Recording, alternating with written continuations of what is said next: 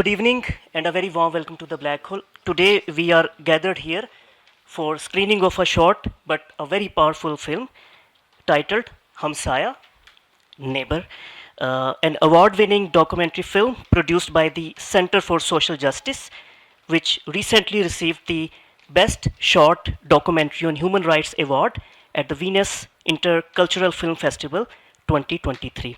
The film, which has been screened at prestigious venues, including the University of Oxford, sheds light on the painful stories of abduction, forced conversion, and forced marriages in Pakistan. इस movie के बाद एक panel discussion भी होगी ताकि इस मौजू के मज़ीद जो परतें हैं उनके ऊपर डिस्कशन हो सके और पैनलिस्ट किसी तारुफ के मोहताज नहीं है, मैं मुख्तसर सा उनका जिक्र करता जाऊँ. हमें ज्वाइन करेंगे online Peter Jacob, who is the executive director of centre for social justice. हमारे साथ हैं ताहिरा अब्दुल्ला साहिबा, राइट्स एक्टिविस्ट हैं, सोशल साइंटिस्ट हैं. हारिस खलीक हमें ज्वाइन कर रहे हैं, राइटर हैं, एक्टिविस्ट हैं, सेक्रेटरी जनरल हैं for human rights commission of Pakistan. Farhatullah Babar साहब हैं हमारे साथ, फॉर्मर सेनेटर हैं, हुकूक़ इंसानी की तवाना आवाज़ हैं. Doctor Pervez Hoodbhoy, author, physicist, rights activist. और doctor H Nayyar, educationist, author and rights activist. Haris Khaliq जो है वो आज के सेशन की जो पैनल डिस्कशन है उसकी मॉडरेशन की ज़िम्मेदारी निभाएंगे. Before we start the film हमारे साथ है पीटर जैकब अपने वीडियो मैसेज के साथ. उसके बाद हम फिल्म देखेंगे. फिल्म के बाद हमें ज्वाइन करेंगे वीडियो मैसेज पर ही डॉक्टर रियाज़ अहमद शेख, डीन है फैकल्टी ऑफ सोशल साइंसेस जैबिस्ट के साथ वाबस्ता है. और उसके बाद हम चलेंगे पैनल डिस्कशन की तरफ. प्लीज़ अपने सेल फोन्स जो हैं वो हमेशा की तरह एक ही रिमाइंडर है कि साइलेंट मोड में कर दें so that there is no distraction. Panel discussion के बाद when the house is open for Q&A आप इस गुफ्तगू में ज़रूर शरीक होइएगा. Just raise your hand first so that this microphone is given to you. Please इसके बगैर आप सवाल ना कीजिएगा क्योंकि फिर वो ऑनलाइन ऑडियंस तक आपकी आवाज़ नहीं पहुंच पाएगी. Ladies and gentleman, now we will move towards the video message of Peter Jacob, the executive director of CSJ. Thank you.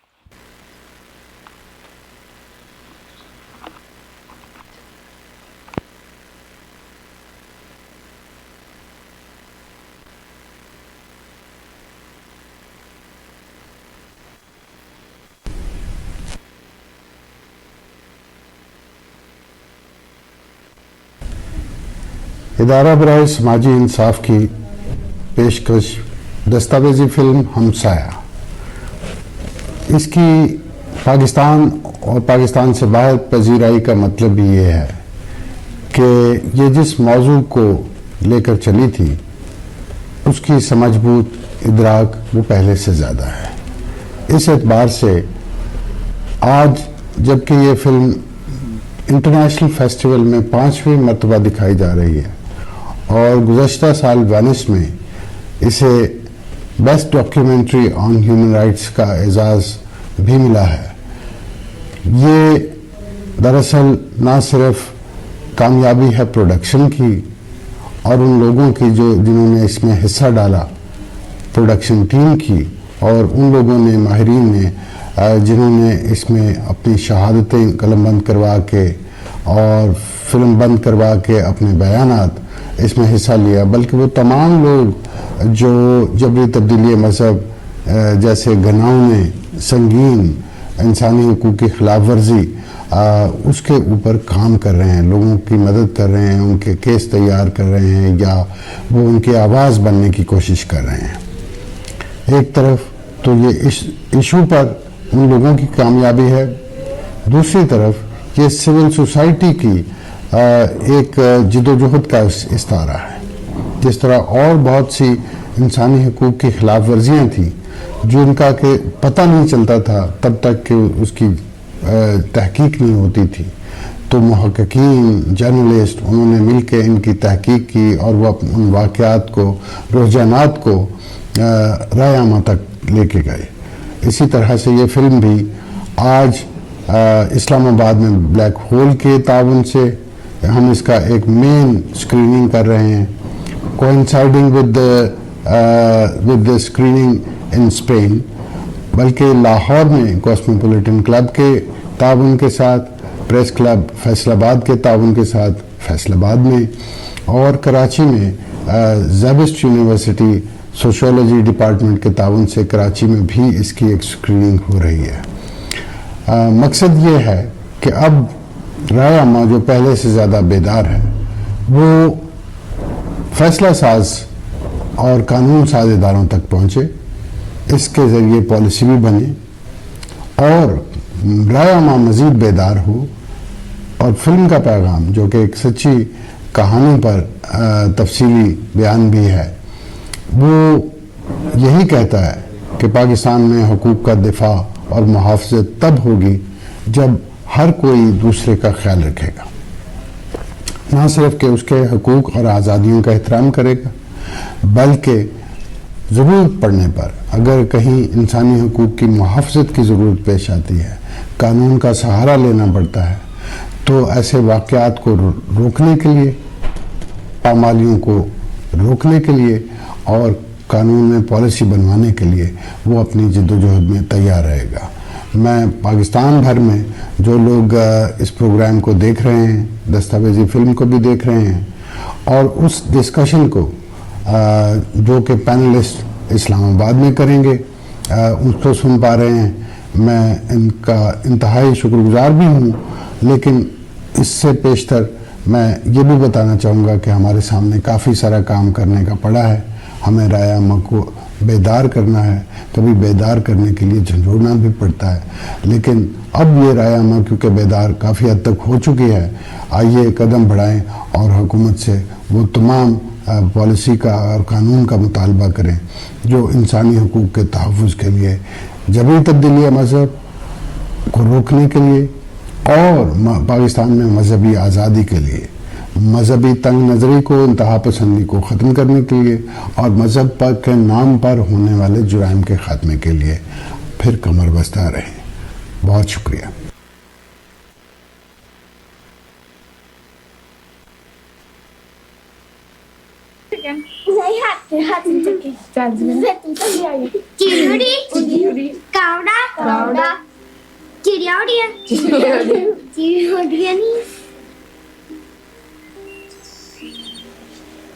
ये अगर मुसलमान हो गई तो ये बेटी क्यों नहीं है, ये बहन क्यों नहीं, ये किसी बराबर के लड़के के साथ क्यों नहीं शादी करते आप जब ये शादी के काबिल हो जाएगी,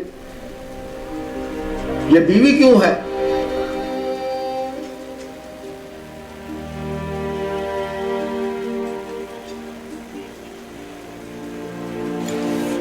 मैंने आपको बताया कि 12 साल मसीह बच्ची कि अहमदाबाद मोहल्ला है, वहाँ पे रहते थे और ये गरीब लोग हैं, उनके वालिद साहब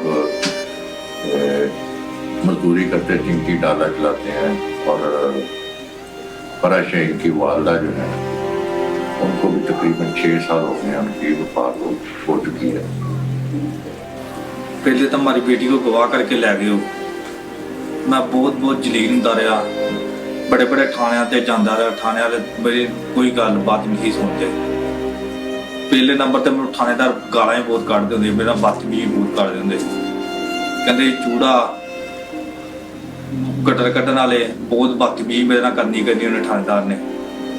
ते फिर मैं क्या पर्चा मेरा कराओ, मेरा पर्चा भी नहीं करते, ना मेरी पैरवाई सुनते सी।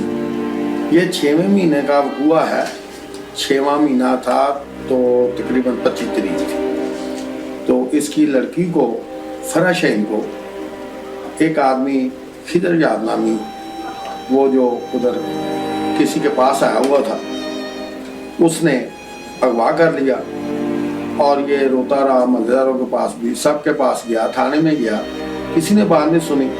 तो ऐसे मल्लेदार होने के नाते मैंने इससे पूछा भाई क्या हो रहा है, मुझे भी बता दो। इसने कहा मेरी तो बात कोई नहीं सुनता। मैं कहा भाई मैं सुबह को ना आपके साथ चलूँगा।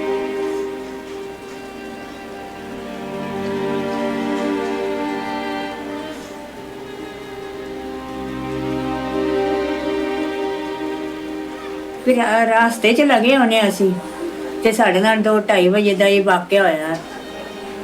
मावां धीआं ने वाह करके ते लै गए ने, मैनू उत्थे धक्का मार के कुट मार के सट गए, कुड़ी नूं कुट मार के, एक ने 2 अंदर बैठे ने, एक बाहर खड़ा। ਉਹਨਾਂ ਅੰਦਰ ਖਿੱਚਿਆ, ਉੱਤੋਂ ਇੱਕ ਮੁੱਕੀਆਂ ਮਾਰਨ ਲੱਗ ਪਿਆ ਤੇ ਮੇਰੇ ਹੱਥ 'ਚ ਆ ਆਈ ਅੰਦਰ ਤੇ ਉਹਨਾਂ ਮੈਨੂੰ ਉੱਤੋਂ ਮੁੱਕੀਆਂ ਨਾਲ ਕੁੱਟਣ ਲੱਗ ਪਿਆ। ਉਹਨਾਂ ਗੱਡੀ ਤੇਜ਼ ਕੀਤੀ, ਉਹ ਖਿੱਚ ਕੇ ਲੈ ਗਈ। ਉੱਥੇ ਫਿਰ ਮੇਰਾ ਕੀ ਸੀ, ਵਡੇਰੀ ਹੈਗੀ ਸਾਂ, ਇੱਕ ਉਹਨਾਂ ਮੈਨੂੰ ਸੱਟ ਦਿੱਤਾ ਉੱਤੋਂ ਕੁੱਟੇ ਉਹਨੇ, ਤੇ ਮੈਂ ਉੱਥੇ ਕੀ ਕਰ ਸਕਦੀ। ਮੇਰੇ ਉੱਠਦੇ ਉੱਠਦੇ ਉਹਨਾਂ ਗੱਡੀ ਕਿਤੇ ਕਿਤੇ ਵਾਮ ਨੂੰ ਆਂਦੀ ਰਹੀਆਂ, ਭੱਜੋ ਚਿੱਟੀ ਗੱਡੀ ਮੇਰੀ ਧੀ ਲੈ ਗਿਆ, ਮੇਰੀ ਨੂੰ ਲੁੱਟ ਕੇ ਲੈ ਗਿਆ ਚਿੱਟੀ ਗੱਡੀ ਵਾਲੇ। ਉਹ ਵਾਮ ਅਗਾ ਹੀ ਨਹੀਂ, ਬਾਜੀ ਅਗਾ ਹੀ ਨਹੀਂ ਕੋਈ। ਗਰੀਬ ਦੀ ਕੌਣ ਸੁਣਦਾ ਅੱਜ ਕੱਲ੍ਹ? ਜਿੰਦੇ ਕੋਲ ਹੈਗਾ ਖਾ ਲਾ, ਨਹੀਂ ਤੇ ਫਿਰ ਬੈਠੇ ਹੋ ਚੁੱਪ ਕਰ।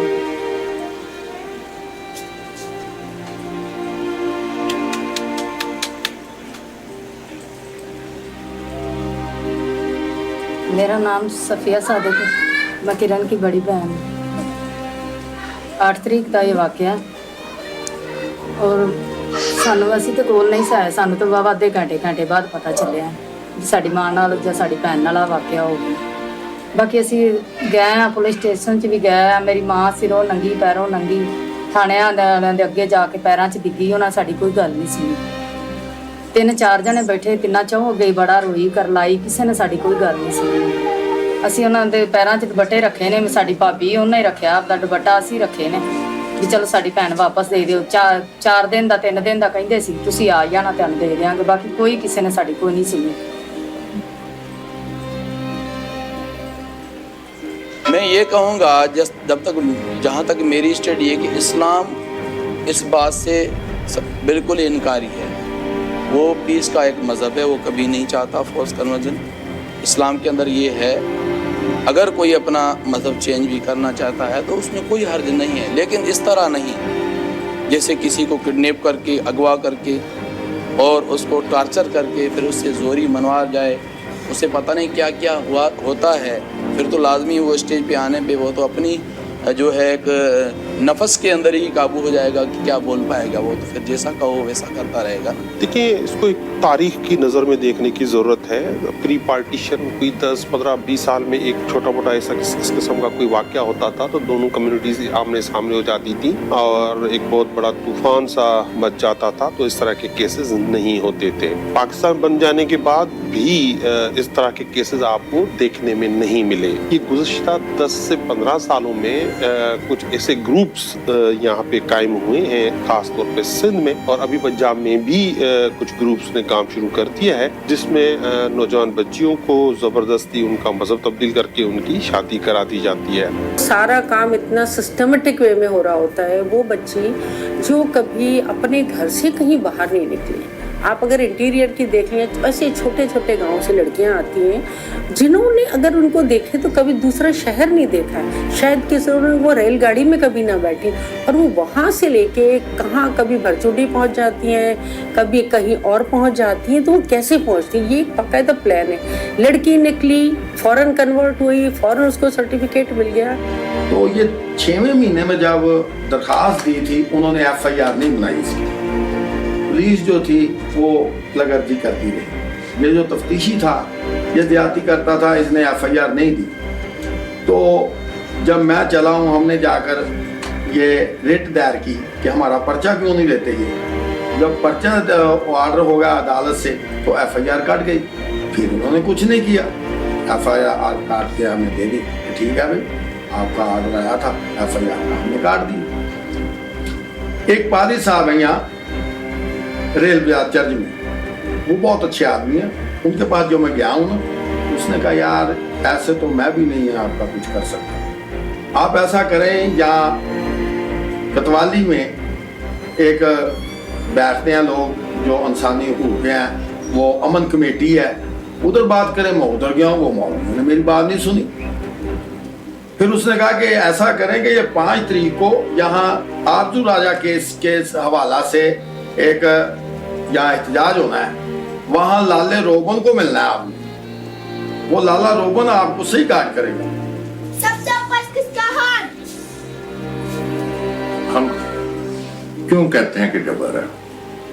जबर इसलिए कहते हैं कि किसी भी कानून की खिलाफ वर्जी जो है वो जुर्म, और जुर्म जबर में है, ठीक है। अब इसी केस के फराशें केस के हवाले से मैं बात कर रहा हूँ कि माइनर बच्ची है, ठीक है, और 99.9% केसेस हैं, ठीक है, कन्वर्जन वो बच्चियों के साथ ही हैं। ਅਸੀਂ ਕਿੰਦੇ ਤੇ ਗੁੱਸਾ ਕਰੀਏ ਤੇ ਕਿੰਦੇ ਤੇ ਨਾ ਕਰੀਏ। ਸਾਡੀ ਭੈਣ ਨੂੰ ਮਹੀਨਾ ਹੁੰਦਾ ਜਾਂਦਾ ਤੇ ਸਾਡੀ ਭੈਣ ਦਾ ਕੋਈ ਅਤਾ ਪਤਾ ਨਹੀਂ। ਸਾਡੇ ਸਾਰੇ ਭੈਣ ਭਰਾਵਾਂ ਚ ਅਸੀਂ 8 ਭੈਣ ਭਰਾ ਦੇ ਸਾਰਿਆਂ ਚ ਛੋਟੀ ਉਹ ਹੀ ਸੀ। 16 ਸਾਲ ਉਮਰ ਹੈ। ਜੇ ਕੋਈ ਬੱਚੀ ਦੀ ਅਸੀਂ ਮੰਨਨੇ ਕਿ ਚਲੋ ਨਾ ਆਪਦਾ ਸਲਾਮ ਕਬੂਲ ਕਰਾ ਲਿਆ ਤੇ ਹੁੰਦਾ ਇਹ ਮਤਲਬ ਤੇ ਨਹੀਂ ਕਿ ਬੱਚੀ ਨੂੰ ਸਾਹਮਣੇ ਨਾ ਲਿਆਂਦਾ ਜਾਏ। ਸਾਡੇ ਬੱਚੀ ਨੂੰ ਸਾਹਮਣੇ ਤੇ ਲਿਆਉਣ ਅਸੀਂ ਇਹ ਮੰਨਨੇ ਆ। ਜੇ ਚਲੋ ਅਸੀਂ ਇਹ ਵੀ ਮੰਨਨੇ ਜੇ ਕਹਿੰਦੇ ਨੇ ਵੀ ਉਹ ਆਪਦੀ ਮਰਜ਼ੀ ਨਾਲ ਗਈ ਤੇ ਇਸ ਤਰ੍ਹਾਂ ਕੁੱਟ ਮਾਰ ਕੇ ਲੈ ਜਾਣਾ, ਸਾਡੀ ਮਾਂ ਨੂੰ ਜ਼ਖਮੀ ਕਰਕੇ ਲੈ ਜਾਣਾ ਸਾਨੂੰ। ਸਾਡੀ ਮਾਂ ਉਸ ਦਿਨ ਦੀ ਇੰਨੀ ਬਿਮਾਰ ਪਈ ਤੇ ਉਹ ਸਾਡਾ ਗਲੀਆਂ 'ਚ ਰੋਂਦਾ ਫਿਰਦਾ। ਇਹਨਾਂ ਪੁਲਿਸ ਵਾਲਿਆਂ 'ਚ ਕੋਈ ਗੱਲਬਾਤ ਨਹੀਂ ਹੈਗੀ। ਇਹ ਧੱਕਾ ਕਰਦੇ ਨੇ, ਪੈਸੇ ਇਹਨਾਂ ਜਿਹੜੇ ਨੇ ਅੱਗੋਂ ਵਿਕ ਗਏ ਨੇ ਸਾਰੇ। ਕੋਈ ਸਾਡੀ ਗੱਲਬਾਤ ਨਹੀਂ ਸੁਣਦਾ ਪਿਆ। ਸਾਨੂੰ ਸਗਰਵਾਂ ਨੇ ਤੁਹਾਨੂੰ ਅਸੀਂ ਅੰਦਰ ਕਰ ਦਿਆਂਗੇ। ਸਾਨੂੰ ਇਹ ਵੀ ਆਂਦੇ ਨੇ ਤੁਹਾਨੂੰ 3 ਦਿਨਾਂ ਨੂੰ ਨਿਕਾਹ 4 ਦਿਨ ਨੂੰ ਆ ਜਾਏਗਾ। ਉਹਨਾਂ ਸਾਨੂੰ ਨਿਕਾਹ ਦੇ ਦਿੱਤਾ। ਉਹਨਾਂ ਅਜੀ ਨਿਕਾਹ ਵੀ ਕੁੜੀ ਦਾ ਹੋ ਗਿਆ। ਇਹਨਾਂ ਨੂੰ ਪਤਾ ਸੀ ਸਾਰਾ ਪੁਲਿਸ ਵਾਲਿਆਂ ਨੂੰ। ਇਹ ਸਾਨੂੰ ਬਾਰ-ਬਾਰ ਇਹੋ ਗੱਲ ਆਂਦੇ ਸਨ ਜੀ ਤੁਹਾਨੂੰ ਕਾਗਜ਼ ਆ ਜਾਣਗੇ ਤੁਹਾਡੇ ਘਰ, ਤੁਹਾਨੂੰ ਭੱਜਣ ਦੀ ਲੋੜ ਹੀ ਕੋਈ ਨਹੀਂ। हमने जिनके पास वो मेहमान आया था, वो लड़का खिदर याद, हमने उसको कहा कि भाई हमने तुम पर पर्चा देना है, हमें वो लाकर दो। कहाँ से? वो तुम्हारे मेहमान था। उन्होंने डरते हुए ना जब देखा कि पर्चा हो गया है, उन्होंने बुलाकर हमारे सपोर्ट कर दिया। हमने पुलिस को दे दिया। पुलिस 15-16 दिन तक अपने पास रखा उसने, उसको कुछ नहीं कहा, मेहमानों की तरह रहा है वहां। जब हम कहते थे कि लड़की बरामद करो इससे, ये देखो फोटो से आया, ये लेकर गया है, ये किधर यहाँ से पैसे लिए थे इसने, आईओ ने। देखिए सबसे पहले बात यह है कि हम अभी तक जो है एसपी सिंघा का, जोशुआ फजलुद्दीन का और वही चूरन बेचते जा रहे हैं जब से पाकिस्तान बना है। हमारी बुनियादी तौर पर हमारी कोई पॉलिटिकल पार्टी नहीं है। जो माइनॉरिटीज़ के लोग हैं इनकी ना कोई पॉलिटिकल पार्टी है, ना कोई पॉलिटिकल ग्रूमिंग है।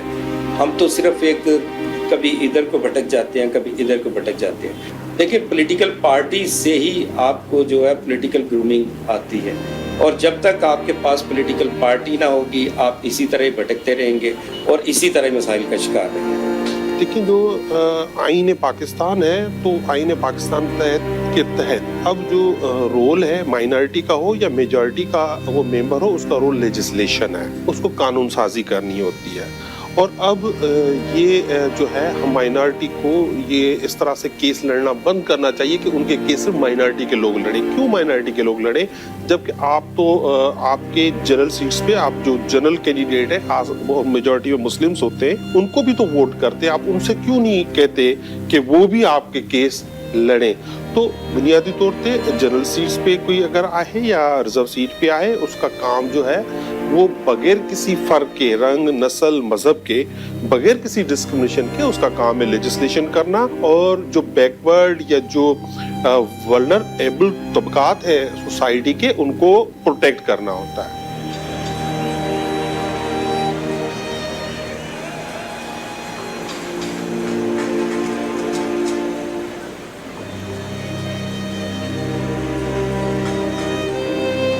ਪੁਲਿਸ ਵਾਲਿਆਂ ਨੂੰ ਆਂਦੇ ਰਹੇ ਵੀ ਜਾ ਕੇ ਤੁਸੀਂ ਉੱਥੇ ਮੌਕਾ ਤਾਂ ਵੇਖੋ। ਤੁਸੀਂ ਜੋ ਆਂਦੇ ਜੀ ਆਪਦੀ ਮਰਜ਼ੀ ਨਾਲ ਤੇ ਮੌਕਾ ਤਾਂ ਵੇਖਣਾ ਚਾਹੀਦਾ। ਹੁਣ ਉਧਰੋਂ ਲਗੇ ਆਉਂਦੇ ਹੋਈਏ ਤੇ ਕੀ ਪਤਾ ਲੱਗਦਾ ਕਿ ਕੌਣ ਖੜਾ ਤੇ ਕੌਣ ਨਹੀਂ ਖੜਾ, ਕੋਈ ਇੱਥੇ ਪਤਾ ਲੱਗਦਾ? ਸਾਨੂੰ ਕੀ ਪਤਾ ਸਾਡਾ ਇੱਥੇ ਦੁਸ਼ਮਣ ਹੀ ਖੜਾ। ਇੱਥੇ ਮੈਨੂੰ ਉਹਨੇ ਸੜ ਦਿੱਤਾ, ਮੈਂ ਰੋਂਦੀ ਕੱਢਦੀ ਰਹੀ ਗੱਡੀ ਤੇ ਲੈ ਕੇ ਆਵਾਂ। ਹੋਰ ਉਹ ਮੈਨੂੰ ਕਹਿੰਦੀ ਉੱਥੇ ਬਹੁਤ ਉੱਥੇ ਦਰਖਤ ਸੀ, ਉਹਨਾਂ ਨਾਲ ਬੰਨਿਆ ਸੀ, ਮੈਂ ਕੋ ਪੱਠੇ ਵਢਾਉਂਦੇ ਸੀ। ਜਦੋਂ ਥਾਣੇ ਆਈ ਉਦੋਂ ਜ਼ਖਮ ਹੋਏ ਸੀ ਉਹਦੇ ਪੈਰਾਂ 'ਚ, ਤੇ ਥਾਣੇਦਾਰ ਨੇ ਉਹ ਥਾਣੇਦਾਰ ਹੀ ਨਾਲ ਹੀ ਰਲਿਆ ਸੀ, ਤੇ ਥਾਣੇਦਾਰ ਨੇ ਉਹਨੇ ਘਲਾਇਆ ਸੀ ਤੇ ਉਹਨੇ ਮੰਗਾ ਕੇ ਦਿੱਤੀ ਕੁੜੀ। ਉਹ ਰਾਤ ਨੂੰ ਤਬਕਦੀ, ਕਿਦੋਂ ਵੀ ਉਹਨੂੰ ਚਾਂਗਰਾ ਮਾਰਦੀ, ਰਾਤ ਨੂੰ ਡਰ ਜਾਂਦੀ ਕਿਸੇ ਵਕਤ ਵੀ।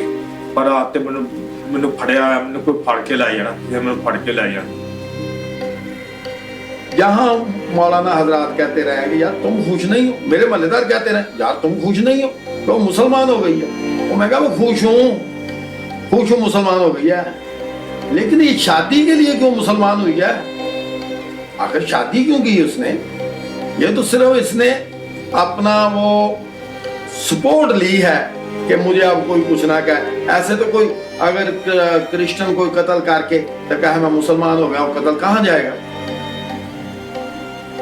सबसे मुश्किल मसला ये है कि रियासत को इस बात पे कायल करना कि ये जुर्म होगा। हमारे लिए जो सबसे मुश्किल काम ये है ना, हम पब्लिक के पास, हम मौलवी साहबान के पास गए, उन्होंने कबूल किया कि नहीं ये गलत हुआ है, ठीक है। लेकिन सबसे मुश्किल काम यह है कि रियासत के अदारों को समझाना, ठीक है ना। अब सिक्योर किसने करना है? पुलिस ने। FIR किसने देनी है? पुलिस ने, ठीक है ना। फैसला किसने करना है? जजेस ने, ठीक है। उनको समझाना मुश्किल है कि 2 जमा 2 4 है। ਅਸੀਂ ਆਖਿਆ ਤਸਵੀਰ ਸਾਨੂੰ ਵਿਖਾ, ਮੈਂ ਤਸਵੀਰ ਨਹੀਂ ਵਿਖਾਉਣੀ ਤੈਨੂੰ। ਜਦੋਂ ਸਾਨੂੰ ਕੀ ਪਤਾ ਕਿਤੇ ਮਾਰ ਕੇ ਸੜ ਦਿੱਤੀ ਨੇ, ਕਿੱਥੇ ਸੱਟੀ ਨੇ, ਕਿੱਥੇ ਨਹੀਂ ਨੇ ਕੀਤੀ, ਉਹ ਤਾਂ ਹੁਣ ਇਹਨਾਂ ਨੂੰ ਪਤਾ। ਜਦੋਂ ਸਾਨੂੰ ਵੀਡੀਓ ਕਾਲ ਤੇ ਵਿੱਚ ਤਸਵੀਰ ਨਹੀਂ ਵਿਖਾਣੀ, ਉਹ ਇਹਨਾਂ ਨੂੰ ਪਤਾ ਹੋਵੇ ਕਿੱਥੇ ਸੱਟੀ। मेरा ख्याल है तो पहले तो ये जो इश्यूज़ हैं इसको प्रॉपर रिपोर्ट करना चाहिए। रिपोर्ट होगा तो डिबेट होगी तो यकीनन उसका हल तलाश किया जाएगा। अगर रिपोर्ट ही नहीं होगा तो डिबेट भी नहीं होगी, डिबेट नहीं होगा तो सॉल्यूशन के लिए नहीं जाएंगे। तो मीडिया को अपने जो है ना सच्चाई के साथ इसको रिपोर्ट करना चाहिए। देखिए मैंने कहा ना, देखिए कन्वर्जन मैं समझता हूँ हर एडल्ट जो बड़ा हो, जो समझदार हो, वो अपनी मर्जी का मजहब रख सकता है, ये उसका हक है। लेकिन इस खासतौर पर सिंध में इसके हवाले से 2 जो है जगहें या 2 शहर मशहूर हुए, एक घोटकी और एक उमरकोट। और उसमें बाय लार्ज देखा जाता है कि शिशु को वहाँ ले जाया जाता है, वहाँ पे उसी दिन ही कन्वर्ट किया जाता है, उसी दिन ही शादी करवा दी जाती है। तो वो एक सिनिस्टर किस्म की चीज़ जो होती है, जो हिंदू कम्युनिटी को, अकलियतों को ये चीज़ काबिल कबूल नहीं है। अब उसके अगर हल की तरफ आए, हल उसका सिर्फ एक ही है, क्योंकि ये अब पंजाब में भी ये चीज़ें रिपोर्ट होने लगी हैं। तो उसका हल एक है कि एक कानून बने। जब तक इसके सिलसिले में कोई कानून नहीं बनता तब तक माइनॉरिटीज़ इसी तरह वनरेबल रहेंगी और उनको ये खतरात हमेशा मौजूद रहेंगे। सबसे ज्यादा मुश्किलात उस वक्त पेश हुई है कि जब थाने में लड़की थी, इन्होंने एक प्रोपोगंडा किया हुआ था, इन्होंने पुलिस ने, कि हम इसका वो मेडिकल करवाते हैं, वहाँ से 17 साल उम्र लिखवा लेंगे और ये लड़की थाने में से ही किसी वक्त हम उसके साथ भेज देंगे। हमें ये लीक आउट हो गई बात कि ये ऐसा हो सकता है। लाले रोबन ने उसी वक्त एक रेट की 491 की रेट जब की तो वहाँ बैलफ गया, उन्होंने लड़की बरामद कर ली थाने से। भी तुमने यहाँ क्यों रखी हुई है? एक बात बताएं, अगर आसिफ साहब के साथ आप ना होते और लाला रॉबिन ना होते, तो आपको लगता है कि उनका केस या बच्ची हमारी वापस आती है? नहीं जी, देखो अल्लाह तो है ना, अल्लाह है। मैं ना होता कोई और जमाल हैदर होता।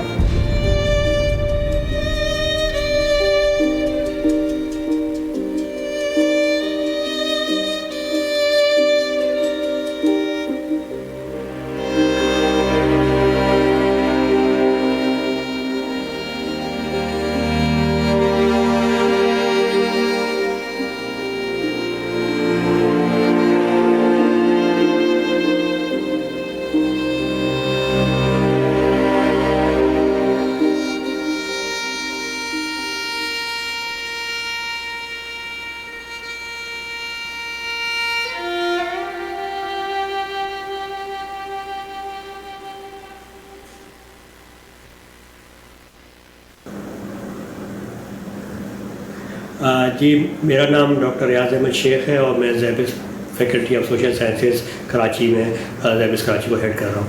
अच्छा दोस्तों, हमारे मुल्क में पाकिस्तान आप सबको पता है कि इसलिए बना था कि ये हिंदुस्तान, मुत्तहिदा हिंदुस्तान में, यूनाइटेड इंडिया में जो माइनॉरिटी थी, मुसलमान जो कि माइनॉरिटी थे 25%, उनके समाजी, सियासी और माशी जो हकूक़ थे उनके तहफ़्फ़ुज़ के लिए बना, क्योंकि मुसलमान समझते थे कि वो अक़लियत में हैं और वो चाहते थे कि उनको एक ऐसा मुल्क मिले जहाँ वो अपनी ज़िंदगियाँ हैं बग़ैर किसी खौफ के अपने मजहबी और सियासी और सकाफ़ती जो है रवायतें उनके मुताबिक गुजार सकें। और जननायक ने जो 11 अगस्त की तकरीर की, जहाँ उन्होंने इस बात को इंश्योर किया कि जी इस मुल्क में जो गैर मुस्लिम्स हैं, जो कि इस मुल्क की आबादी का शायद 15 से 20% थे, उनको मुकम्मल तहफ़्फ़ुज़ फराहम किया जाएगा और उनको भी वही हक़ूक़ होंगे जो कि मुसलमान मुत्तहिदा हिंदुस्तान में मांग रहे थे।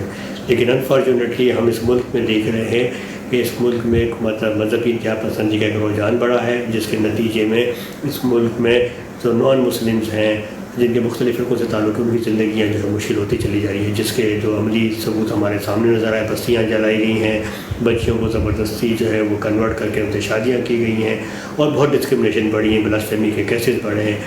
یہ جو فلم بنائی گئی ہے سینٹر فار سوشل جسٹس کی طرف سے، وہ ایک امید کی کرن ہے کہ یہ ایک پڑوسی جو افضل حیدر صاحب ہیں وہ کس طرح سے اس مسئلے پر اپنے پڑوسیوں کے ساتھ دینے کے لیے تیار ہوئے ہیں. تو میرے خیال میں بہت بڑی ضرورت ہے کہ ہم اس قسم کی اسٹوریز کو سامنے لائیں جہاں پر لوگ اپنے پڑوسیوں کا، اپنے وہ لوگ جو کہ آپ کے ہم مذہب نہیں ہیں لیکن کام کرنے کو تیار ہیں، تو مل کر اس کام کو آگے بڑھانا ہے. اور میں مبارکباد دیتا ہوں کہ اس قسم کی کوششیں کی جا رہی ہیں.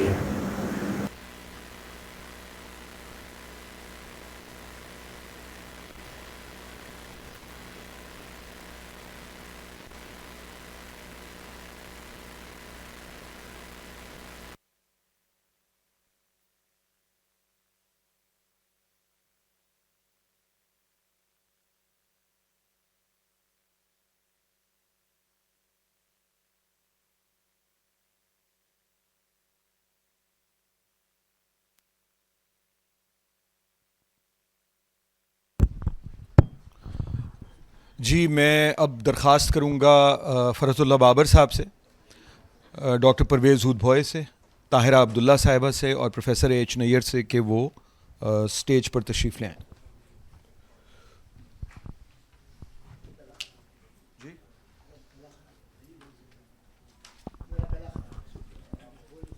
اچھا تو میں پھر ادھر آ جاتا ہوں، مجھے یہاں بیٹھے.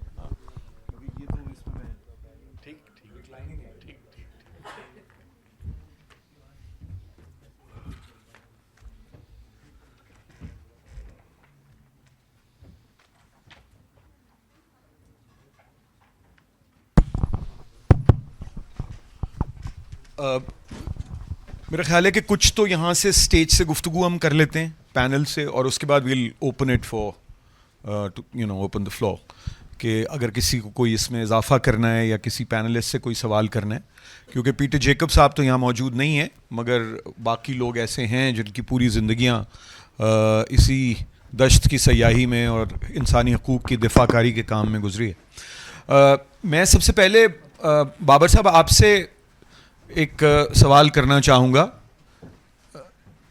کہ اس سلسلے میں، چونکہ یہ بہت طویل عرصے سے ہم سب جو کمرے میں موجود ہیں لوگ وہ فورس کنورژنس کے اور جبری تبدیلی مذہب کے مسئلے سے واقف ہیں، لیکن اس پہ ایک قانون سازی، کیونکہ آپ سینٹ میں بھی رہے ہیں اور آپ ایک سیاسی جماعت کے اسپوکس پرسن بھی رہے ہیں بڑے طویل عرصے تک، اور آج کل آپ جو پاکستان پیپلز پارٹی کا ہیومن رائٹس سیل ہے اس کے بھی سربراہ کی حیثیت سے کام کر رہے ہیں.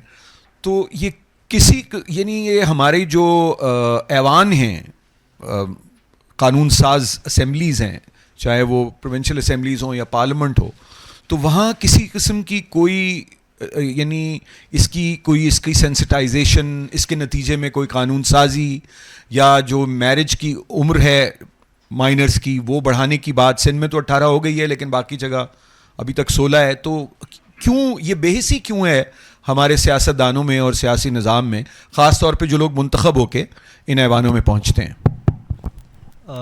شکریہ حارث صاحب، یہ آپ نے بڑا اچھا سوال کیا ہے.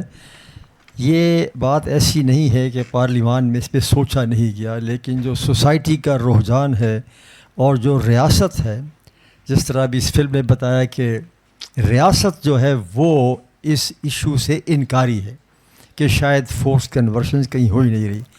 پارلیمان نے 3 کوششیں کی تھی. ایک تو یہ تھا کہ جو بچیوں کی جو شادی ہے تو سندھ میں قانون بنا کے 18 سال سے کم بچی کی شادی نہیں ہوگی. باقی صوبوں میں تو نہیں ہوا ابھی تک، لیکن جب سندھ میں ہوا تو آپ اندازہ لگائیں کہ ریزسٹنس کتنی زیادہ ہے. اس وقت جو کونسل آف اسلامک آئیڈیالوجی کے چیئرمین تھے، انہوں نے کہا کہ یہ جو عمر آپ نے مقرر کی ہے 18 سال، یہ آئین سے متصادم ہے، اس لیے کہ یہ اسلام سے متصادم ہے، اور آئین جو ہے وہ اسلام کی پاسداری کا ضامن ہے، تو آپ لوگوں نے آئین سے انحراف کیا ہے. چنانچہ اس نے باضابطہ بیان دیا کہ ان تمام ممبران اسمبلی کے خلاف آئین کے آرٹیکل 6 کے تحت مقدمہ چلایا جائے. क्योंकि इन्होंने 18 साल की उम्र का तयन करके इस्लाम की खिलाफ वर्जी की है और यूँ आइन के खिलाफ वर्जी के मुर्तकिब। एक तो ये हुआ। उसके बाद सिंध में एक और कानून बना कि जो जबरी मज़हब की तब्दीली है उसको रोका जाए। वो कानून जो था वो काबीना ने पास किया। काबीना के पास होने के बाद पार्लियामान असेंबली ने भी पास किया, और जब वो गवर्नर के पास गया एक्सेंट के लिए तो उन्होंने उसको रोक लिया, क्योंकि राइट विंगर्स जो थे उन्होंने बहुत बड़ा एतराज़ किया। फिर हमारी पार्टी की हुकूमत थी और पार्टी भी पीछे हट गई और कहा कि हम इस बिल को दोबारा लाएंगे। वो दोबारा बिल अब भी काबीना की कमेटी के सामने है, लेकिन वो ये समझते हैं कि अभी उनका वक्त नहीं आया कि इसको पास करके, तो जो फोर्स्ड कन्वर्शन को रोकने वाला कानून है वो भी इस तरह से ख़त्म हो गया। फिर मरकज़ में ये बात उठाई गई थी सेनेट में कि ये फोर्स्ड कन्वर्शन को रोका जाना चाहिए, इसका कुछ होना चाहिए। चुनांचे एक मुसव्वदे कानून बना और एक जॉइंट पार्लियामेंट्री कमीशन बना। इसमें सेनेट के भी मेंबरान थे और कौमी असम्बली के भी थे। ये कब की बात है बाबर साहब? This was 2019। और जब वो बिल पेश हुआ तो जाहिर है कि कहा गया कि काउंसिल ऑफ इस्लामिक आइडियालॉजी की भी बुलाया जाए। उन्होंने आते ही कहा कि कोई ऐसी चीज़ नहीं है पाकिस्तान में फोर्स कन्वर्शंस की, इसलिए इस बिल को कोई कंसिडरेशन ही की ज़रूरत नहीं है। चुनांचे वो बिल जो था it stopped in the tracks. तो ये रहा है ये सिलसिला। The parliament also has gone on the back foot, the civil governments also have gone on the back foot, क्योंकि रियासत जो है वो सिरे से इनकारी है। वो कहते हैं जी कोई फोर्स कन्वर्शन हो ही नहीं रही। तो जहाँ पे माहौल ऐसा हो, इसलिए इस बात की जो ज़रूरत है, मैं समझता हूँ कि एक तो जो चाइल्ड मैरिज एक्ट है तमाम सूबों में 18 होना चाहिए, और फिर जब ये हो जाए तो उसको फिर मैरिज कानून के तहत उसका मुआवजा किया जाए। इस वक्त ऐसा नहीं हो रहा। हमने काउंसिल ऑफ इस्लामिक आइडियालॉजी से ये पूछा और तहरीरी तौर पर पूछा कि आप ज़रा इस बात पर हमारी रहनुमाई करें कि जब एक हिंदू बच्ची मुसलमान होती है तो क्या वजह है कि वो किसी की बीवी बन जाती है, और मुसलमान होने के बाद वो कोई मुसलमान उसको बेटी या बहन के तौर पर हमने आज तक नहीं सुना। और दूसरा हमने ये कहा कि आप इस पर भी तहकीक करें कि क्या वजह है कि 60 और 70 साल की उम्र का हिंदू और क्रिश्चियन मुसलमान नहीं होता और 14 और 15 साल की बच्ची होती है। तो हमने कहा जी we want to know what is that special attraction in Islam which only a 14 and 15-year-old girl can see, but a 60 or 70-year-old man cannot see. इसका जवाब उन्होंने फिर नहीं दिया, लेकिन ये वो नक्शा है जो मैं आपके सामने रखना चाहता हूँ कि ये इतना आसान नहीं है। इसका एक ही तरीका है कि बार बार ये आवाज़ उठाई जाए जिस तरह आप यहाँ ये आवाज़ उठा रहे हैं। So that is the background. Thank you ji, शुक्रिया बाबर साहब। डॉक्टर साहब, परवेज़ में अगर आपकी तरफ आऊँ, नहीं फिर हम उनसे मैं आखिर में पूछता हूँ, यानी तीसरा सवाल राउंड में। अगर आपसे मैं देखिए इस फिल्म में जो एक बात बहुत वाज़ेह है, बहुत अच्छी बनी हुई फिल्म है, इसका साउंड ट्रैक भी बहुत अच्छा है। हमने फिल्म पे बात नहीं की क्योंकि वो मौजू इस कदर तकलीफ देह है कि उसकी क्वालिटी पे हमने बात नहीं की, लेकिन आप इसमें देखें कि इसमें मुसलसल पुलिस का तस्करा है, और पुलिस वो पहला यानी फर्स्ट पोर्ट ऑफ कॉल होती है किसी भी जुर्म के सरजद होने के नतीजे में, जहां शहरी जाते हैं रिलीफ के लिए। तो ये क्यों कंप्लिसिट है, मतलब रियासत के तमाम इदारे, बिलखसूस यहाँ चूँकि पुलिस का जिक्र है, तो ये क्यों एक जो आपका एक शिद्दत पसंद मजहबी एक यानी ट्रेंड है पाकिस्तान में, उसके साथ ये कंप्लिसिट नज़र आते हैं हमें, ये ऐसा क्यों है और इसका तदारुक कैसे किया जा सकता है? हाँ, बड़ा बुनियादी सवाल है। अब कुछ वक्त पहले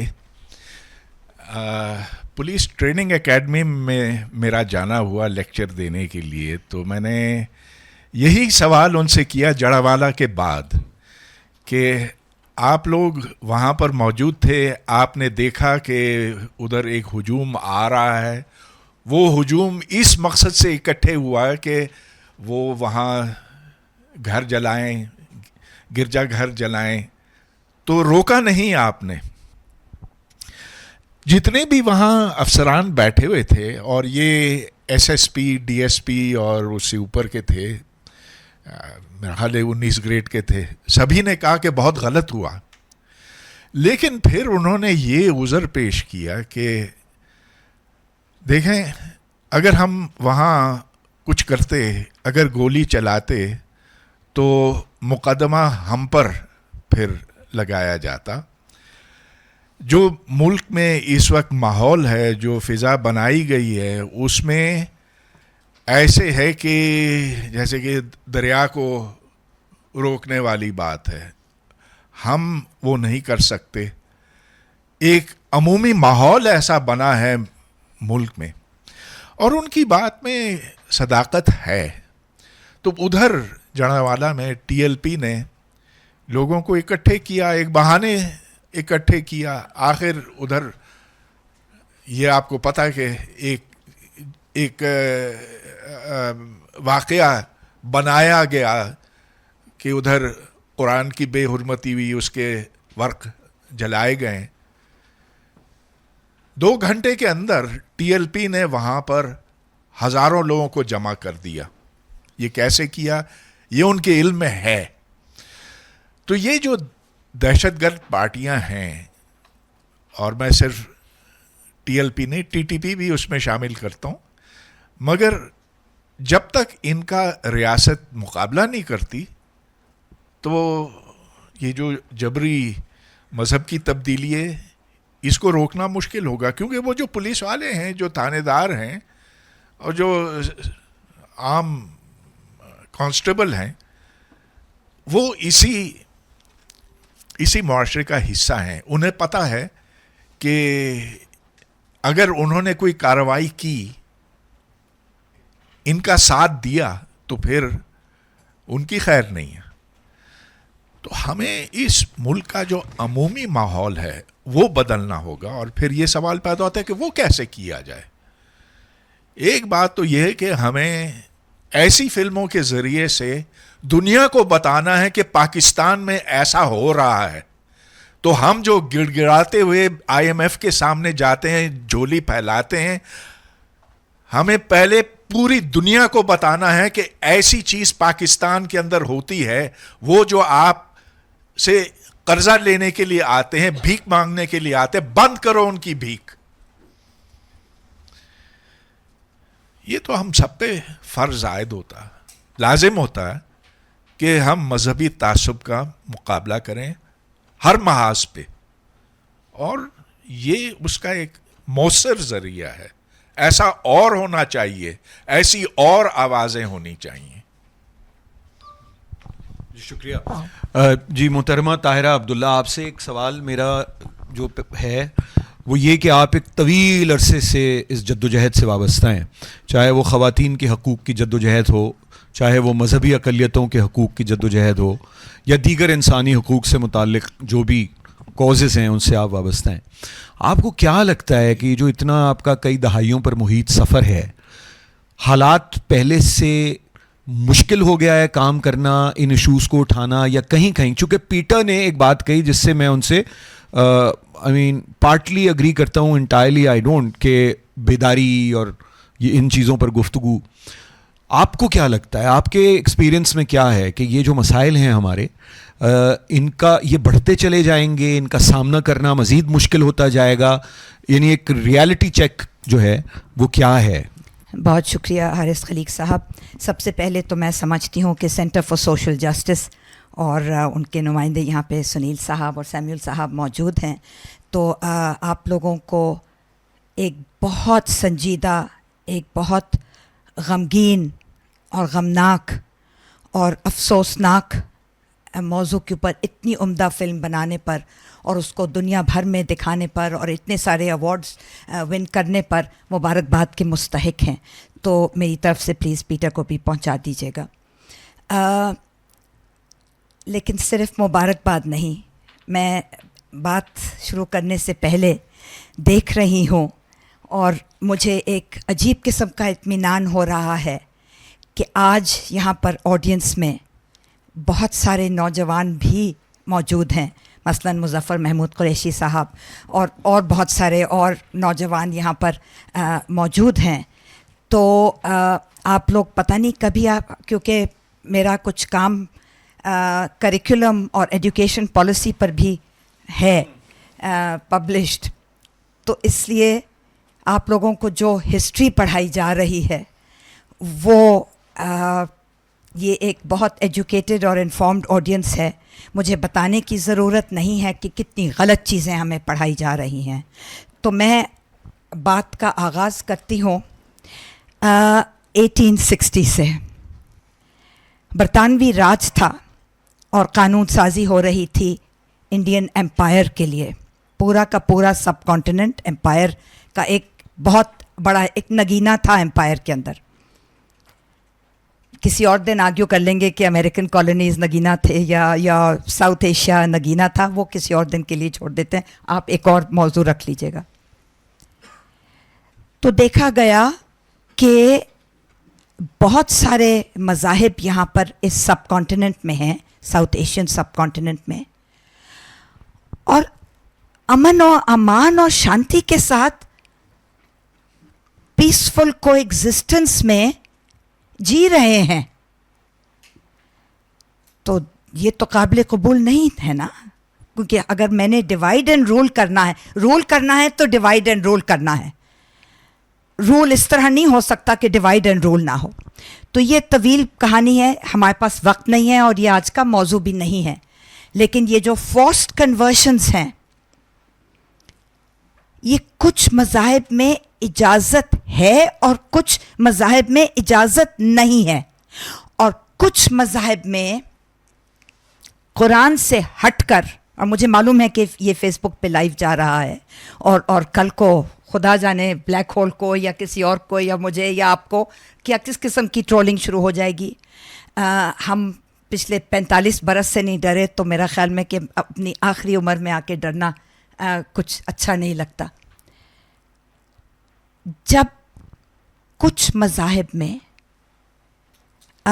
उस मज़हब के अंदर दाखिल होकर निकलना उसकी मजहबी किताब में गलत नहीं लिखा गया, लेकिन बाद में जूरिस्प्रूडेंस की गई या कानून साजी की गई या फतवे दिए गए कि जो इंसान, मर्द औरत, लड़का लड़की, उस ज़माने में ट्रांसजेंडर्स के बारे में के राइट्स के बारे में ज़िक्र नहीं होता था, आज हम करते हैं। अगर फ़र्ज़ करें इस्लाम के दायरे में दाखिल हो जाए, तो अगर वो वापस जाना चाहे तो इसको उर्दू में मुल्हिद होना कहते हैं और अंग्रेज़ी में अपोस्टेसी बोलते हैं। मुर्तद, थैंक यू, मुर्तद, थैंक यू। मैं कोशिश करती हूँ कि मेरी उर्दू बेहतर से बेहतर होती चली जाए और हारिस की मदद से होती चली जाएगी। मुर्तद को अंग्रेज़ी में अपोस्टेसी कहते हैं। ये हटकर है मज़हब से, मज़हब की बुनियाद से ये हटकर है कि अगर आप मुर्तद हो जाएं तो आप वाजिबुल कत्ल हैं। और ये ना बरतानवी कानून 1860 एंड ऑनवर्ड्स, 62, 65 वगैरह वगैरह बनते गए कानून, इस पे काफ़ी कुछ लिखा जा चुका है, और ना पाकिस्तान के क़याम के बाद 1947 से लेके 1973 तक, 1973 में आइन बना, कॉन्स्टिट्यूशन बना, उसके अंदर भी ये चीज़ नहीं है कि अगर आप मुर्तद हो जाएं तो आप वाजिबुल कत्ल हैं। लेकिन अब फास्ट फॉरवर्ड कर लें 1977 पर। 1977 में जब जुल्फ़िकार अली भुट्टो शहीद की हुकूमत को मिलिट्री कू डेटा के तहत जनरल ज़ियाउल हक ने हटाकर और फिर उनको फांसी पर चढ़ाकर 11 बरस पाकिस्तान को रूल किया, तो ऐसे लफ्ज़ कानून बोलने से मैं घबराती हूँ, और प्लीज़ मेरे हाथ को देख लें इशारा, इन्वर्टेड कॉमास, क्योंकि ये कवानीन नहीं थे जो 1979 से लेकर 2 साल लगे कानून साजी शुरू करने में, से लेकर 1985-86 तक जनरल ज़ियाउल हक ने जो कानून साजी की कोर्ट मार्क्स में, वो ना किसी इलेक्टेड पार्लियामेंट के तहत थी, ना किसी असेंबली के तहत थी, और ना किसी किस्म की कोई डेमोक्रेटिक नॉर्म्स के तहत थी। वो एक मार्शल लॉ रेजीम थी, एक मिलिट्री डिक्टेटर था। तो जितने कवानीन बने बशमूल ब्लास्फेमी के, वो सारे के सारे एक मिलिट्री डिक्टेटर ने बैक जुम्बिश कलम बज़ोर शमशीर और तलवार बनाए। ये जो फोर्स्ड कन्वर्शंस हो रही हैं, जो आज का मौजू है हमसाया फिल्म का, ये उसी चीज़ का एक कंटिन्यूएशन है कि लोगों को इतना डरा दिया जाए। यहाँ पर एक जुर्म नहीं हुआ। आपने जो फिल्म देखी वो फोर्स्ड कन्वर्शन की फिल्म देखी, लेकिन यहाँ पर 4 जराइम हुए हैं। मैं हमेशा ये बात दोहराती हूँ, यहाँ पर 4 जुर्म किए गए हर उस लड़की के साथ जिसको फोर्स्ड कन्वर्जन किया गया। सबसे पहले उसको अगवा किया गया, किडनैप किया गया, ये एक संगीन जुर्म है। नंबर 2, उसको रेप किया गया। ये जुर्म पाकिस्तान के इलेक्टेड पार्लियामेंट्स के तहत सजाए मौत का वाजिब है। दूसरा जुर्म। तीसरा जुर्म फोर्स्ड कन्वर्जन, यानी मज़हब की जबरी तब्दीली की गई, ये भी एक जुर्म है, लेकिन बदकिस्मती से इस पे कानून साजी नहीं हुई। ये जुर्म ज़रूर है, लेकिन इस पे कानून साजी नहीं हुई। और ये ना सिर्फ जुर्म है क्राइम के तौर पर, लेकिन अगर आप में से जिन लोगों ने इस्लाम को थोड़ा सा पढ़ा हो, उनको ये भी मालूम होना चाहिए कि ये इस्लाम के सरीहन ख़िलाफ़ है, क्योंकि ये वो मज़हब है। और बाबर साहब जानते हैं कि मैं हमेशा ये कहती होती हूँ कि कुरान की आयत मैं कोट करना चाहती हूँ यहाँ पर, ला इकराहा फिद्दीन, ये कुरान की आयत है। मुझे मालूम है कि द ब्लैक होल में आमतौर पर मज़हब पे बहुत ज़्यादा गुफ्तगू नहीं होती, लेकिन ना सिर्फ ये कि ये क्राइम है स्टेट के ख़िलाफ़ और पर्सनल, एक पर्सन के ख़िलाफ़ और स्टेट के ख़िलाफ़, ये इस्लाम के ख़िलाफ़ भी एक जुर्म है। और चौथी चीज़ फोर्स्ड मैरिज। बाबर साहब ने पूछा कि जिसको तुम जबरी मज़हब की तब्दीली कर लेते हो तो वो तुम्हारी बेटी या बहन क्यों नहीं बन जाती। जबरी शादी, और वो भी उढेर उम्र के मर्दों से। और एक सवाल मैं पूछना चाहती हूँ मियाँ मिट्ठू टाइप मुल्ला से, और वो ये है कि इस्लाम में क्या वो चीज़ है, क्या चीज़ है इस्लाम के अंदर कि क्रिश्चियन, हिंदू, सिख और किसी और मज़हब की छोटी छोटी बच्चियां तो तुम्हारे मुताबिक अपनी मर्जी से इस्लाम में दाखिल हो रही हैं, लेकिन छोटे छोटे लड़के, औरतें, क्रिश्चियन औरतें, हिंदू औरतें, सिख मर्द, वो क्यों नहीं दाखिल हो रहे दायरा इस्लाम के अंदर। तो यहाँ भी एक थोड़ा सा एक समथिंग रॉन्ग, या दाल में ज़रूर कुछ काला है या पूरी की पूरी दाल काली है यहाँ पर। तो ये सारी बातें सोचने की हैं। और एक और बात कि अगर उसने अपनी मर्ज़ी से इस्लाम कबूल किया है तो उसको अगवा करने की क्या ज़रूरत थी, और उसको अपने वालिदैन से क्यों नहीं मिलने देते। उसको कोर्ट में, मैं ऐसे कोर्ट केसेस में बैठी हूँ जहाँ पर सामने आशा और लता और रिंकल बैठी हैं जज के सामने, हाई कोर्ट के जज के सामने, चीफ जस्टिस के सामने, और पीछे मियाँ मिट्ठू बैठा है एक इनविजिबल पिस्टल पॉइंट करके उनके माथे के ऊपर कि खबरदार जो तुमने सच बोला। जब जज तुमसे पूछेंगे कि तुमने अपनी मर्जी से इस्लाम कबूल किया तो याद रखो हमें तुम्हारे वालिदैन का घर भी पता है, तुम्हारे बहन भाइयों के नाम और स्कूलों का भी सब पता है, तुम्हें भी कत्ल कर देंगे, तुम्हारे वालिद और वालिदा को भी कत्ल कर देंगे, तुम्हारे बहन भाइयों को भी कत्ल कर देंगे।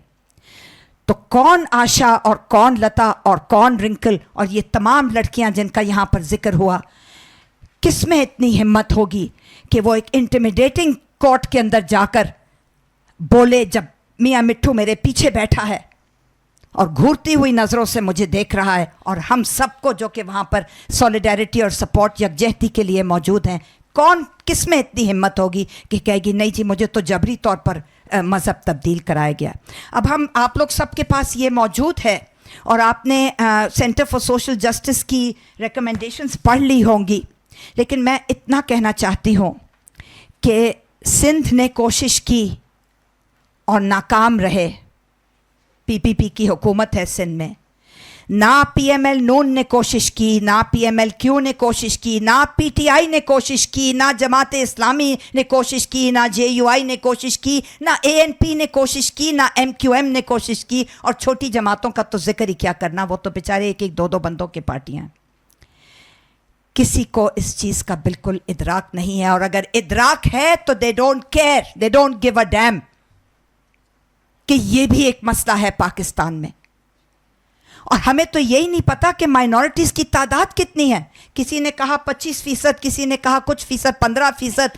आपको मालूम है कि 33% हुआ करती थी किसी ज़माने में, और आज सेंसस के मुताबिक 3 से लेके 5% है। जब हमें हमारे क्रिश्चियन दोस्त बताते हैं कि we are more than 15% of the population, लेकिन हम बताने से कासिर हैं, हमें गिना नहीं जाता, माइनॉरिटीज़ को सही तरीके से गिना भी नहीं जाता। तो सबसे पहली डिमांड तो ये होनी चाहिए कि एक ऑनेस्ट सेंसस करवाओ, ताकि हम माइनॉरिटीज़ की तादाद तो कम से कम मालूम करें कि हम हैं कितने।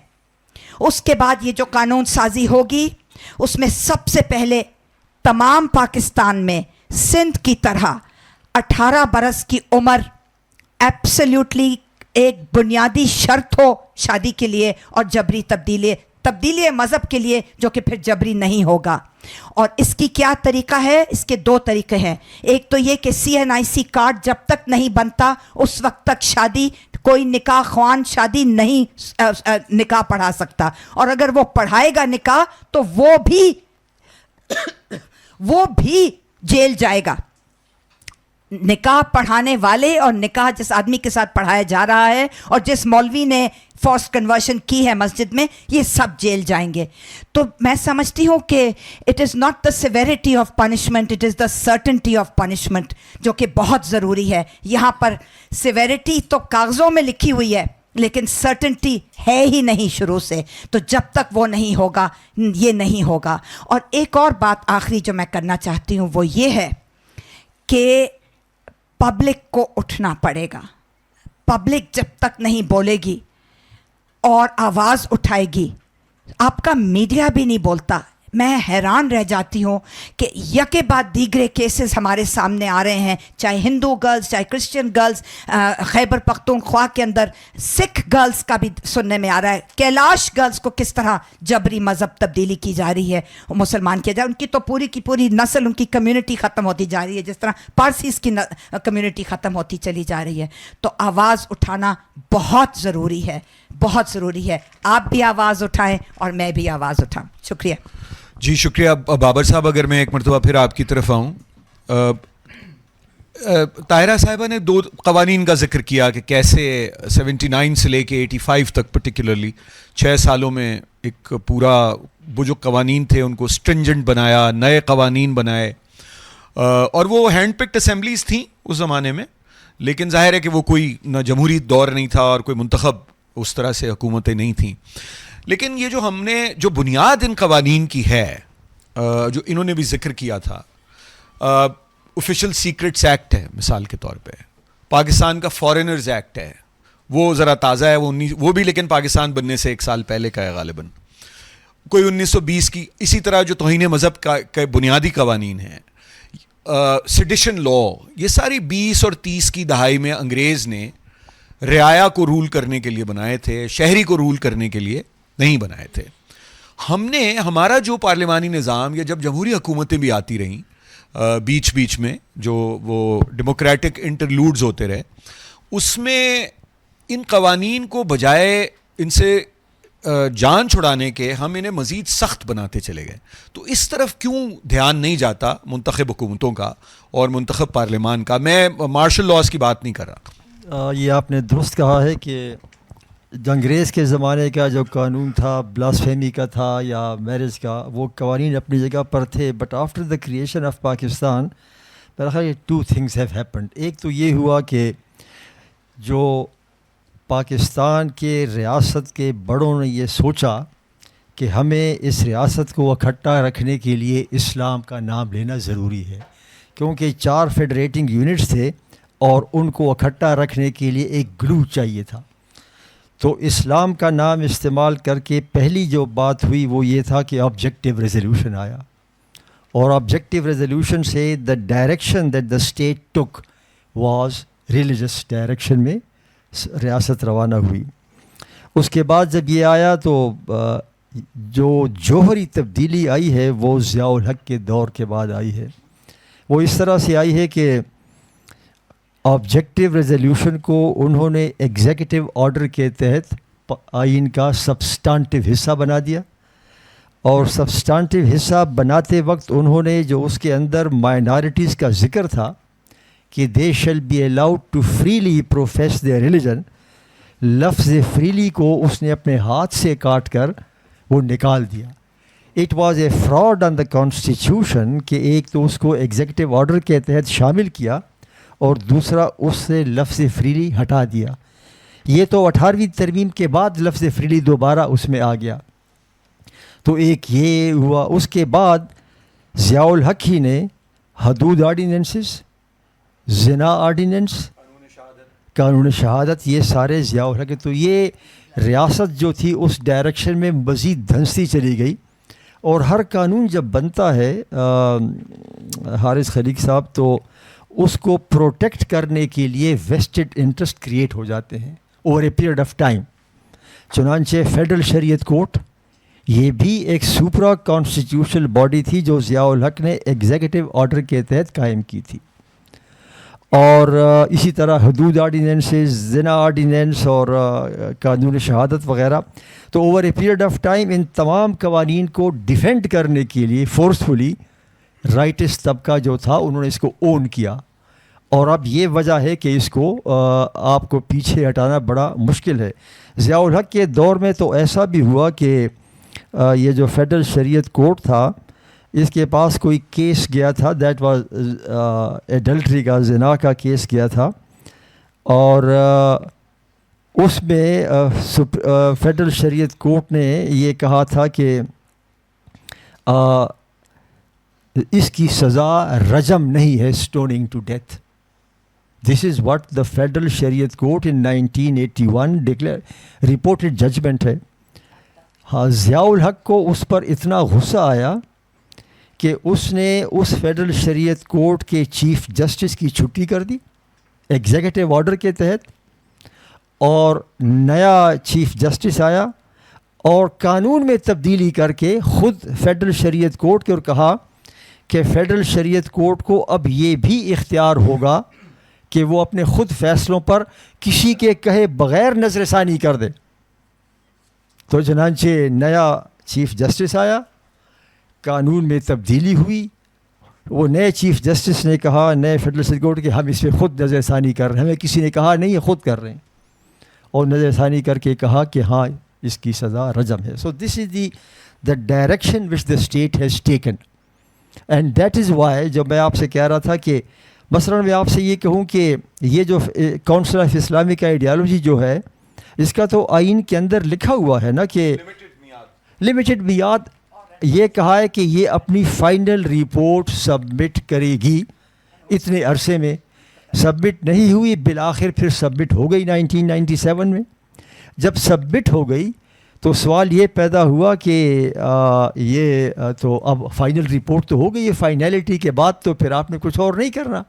خود ان کے اینول رپورٹ میں لکھا ہوا تھا کہ اب ہم نے چونکہ فائنل رپورٹ دے دی ہے، اب ہمارے اوپر یہ لازمی نہیں ہے، آئینی تقاضا نہیں ہے کہ ہم پارلیمان کو رپورٹ دیں، لیکن ہم for the sake of continuity کر رہے ہیں. تو جب ہم نے یہ سوال پارلیمان میں اٹھایا، ہم نے کہا جی کہ آپ کی بڑی مہربانی کہ آپ رپورٹ اب بھی دے رہے ہو اور آپ کہتے ہو کہ for the sake of continuity, تو آپ کو کس نے کہا ہے کنٹینیوٹی کا؟ ہم نے تو نہیں کہا. تو یہ ذرا کائنڈلی ذرا تھوڑا سا بتا دیں. اور ہم نے کہا کہ جی یہ جو کونسل آف اسلامک آئیڈیالوجی ہے یہ تو اب ریڈنڈنٹ ہو گیا ہے، تو اس پہ ہونا چاہیے، بحث ہونی چاہیے کہ اب یہ کیا رہے یا نہ رہے. تو آنیسٹلی اس پہ جے یو آئی کے جو سینیٹر تھے انہوں نے کہا جی کہ آج سینٹ میں یہ بات ہو گئی ہے کہ کونسل آف اسلامک آئیڈیالوجی رہے یا نہ رہے، ہم خبردار کرنا چاہتے ہیں، دس از آن دا وربیٹم ریکارڈ، ہم خبردار کرنا چاہتے ہیں کہ ہم کونسل آف اسلامک آئیڈیالوجی کے تحفظ کے لیے جان دینا بھی جانتے ہیں، جان لینا بھی جانتے ہیں. I mean this is on the floor of the house. So I mean in that kind of environment اس کے بعد مجھ سے یہ ایکسپیکٹ کرنا کہ میں یہ کہوں کہ نہیں ہم نے یہ پرسو کرنا ہے. Not a one member in the parliament stood up to condemn that. تو یہ ایک وہ ماحول ہے جس پہ یہ سارا ہو رہا ہے. اس لیے اس کے لیے جو طریقہ ہے وہ یہی ہے، کانسٹنٹلی ریپیٹڈلی یہ بات اٹھائی جائے، یہ بات بار بار اٹھائی جائے. اور میں صرف ایک ہی بات کرنا چاہتا ہوں کہ اب میرا خیال یہ ہے کہ اگر یہ آواز اٹھائی جائے کہ مذہب کی تبدیلی کے لیے، میں جبری کی بات نہیں کر رہا، مذہب کی تبدیلی کے لیے بھی قانون سازی ہونی چاہیے. اگر شناختی کارڈ کے لیے عمر کی کنڈیشن ہے، ڈرائیونگ لائسنس کے لیے عمر کی کنڈیشن ہے، شادی کے لیے عمر کی کنڈیشن ہے، for everything that you do you require to have the minimum age. اس لیے جو کنورشن ہے اس کے لیے بھی ایک منیمم ایج ہونی چاہیے اور ایک پروسیجر ہونا چاہیے، ایک پروسیجر جس میں کولنگ پیریڈ ہو، تاکہ جو بھی مذہب تبدیل کر رہا ہے اسے کہا جائے کہ تم 2 مہینے انتظار کرو، کاؤنسلنگ بھی اس کی ہو، کنسلٹیشن بھی ہو، اور پھر جب وہ فائنلی ڈیسائیڈ کر رکھے کہ ہاں میں نے مذہب تبدیل کرے تو آل رائٹ، مذہب تبدیل ہوتا رہتا ہے. تو یہ ایشو جو ہے اس کو اس اگر سے دیکھا جائے تو اس کو اٹھایا جا سکتا ہے.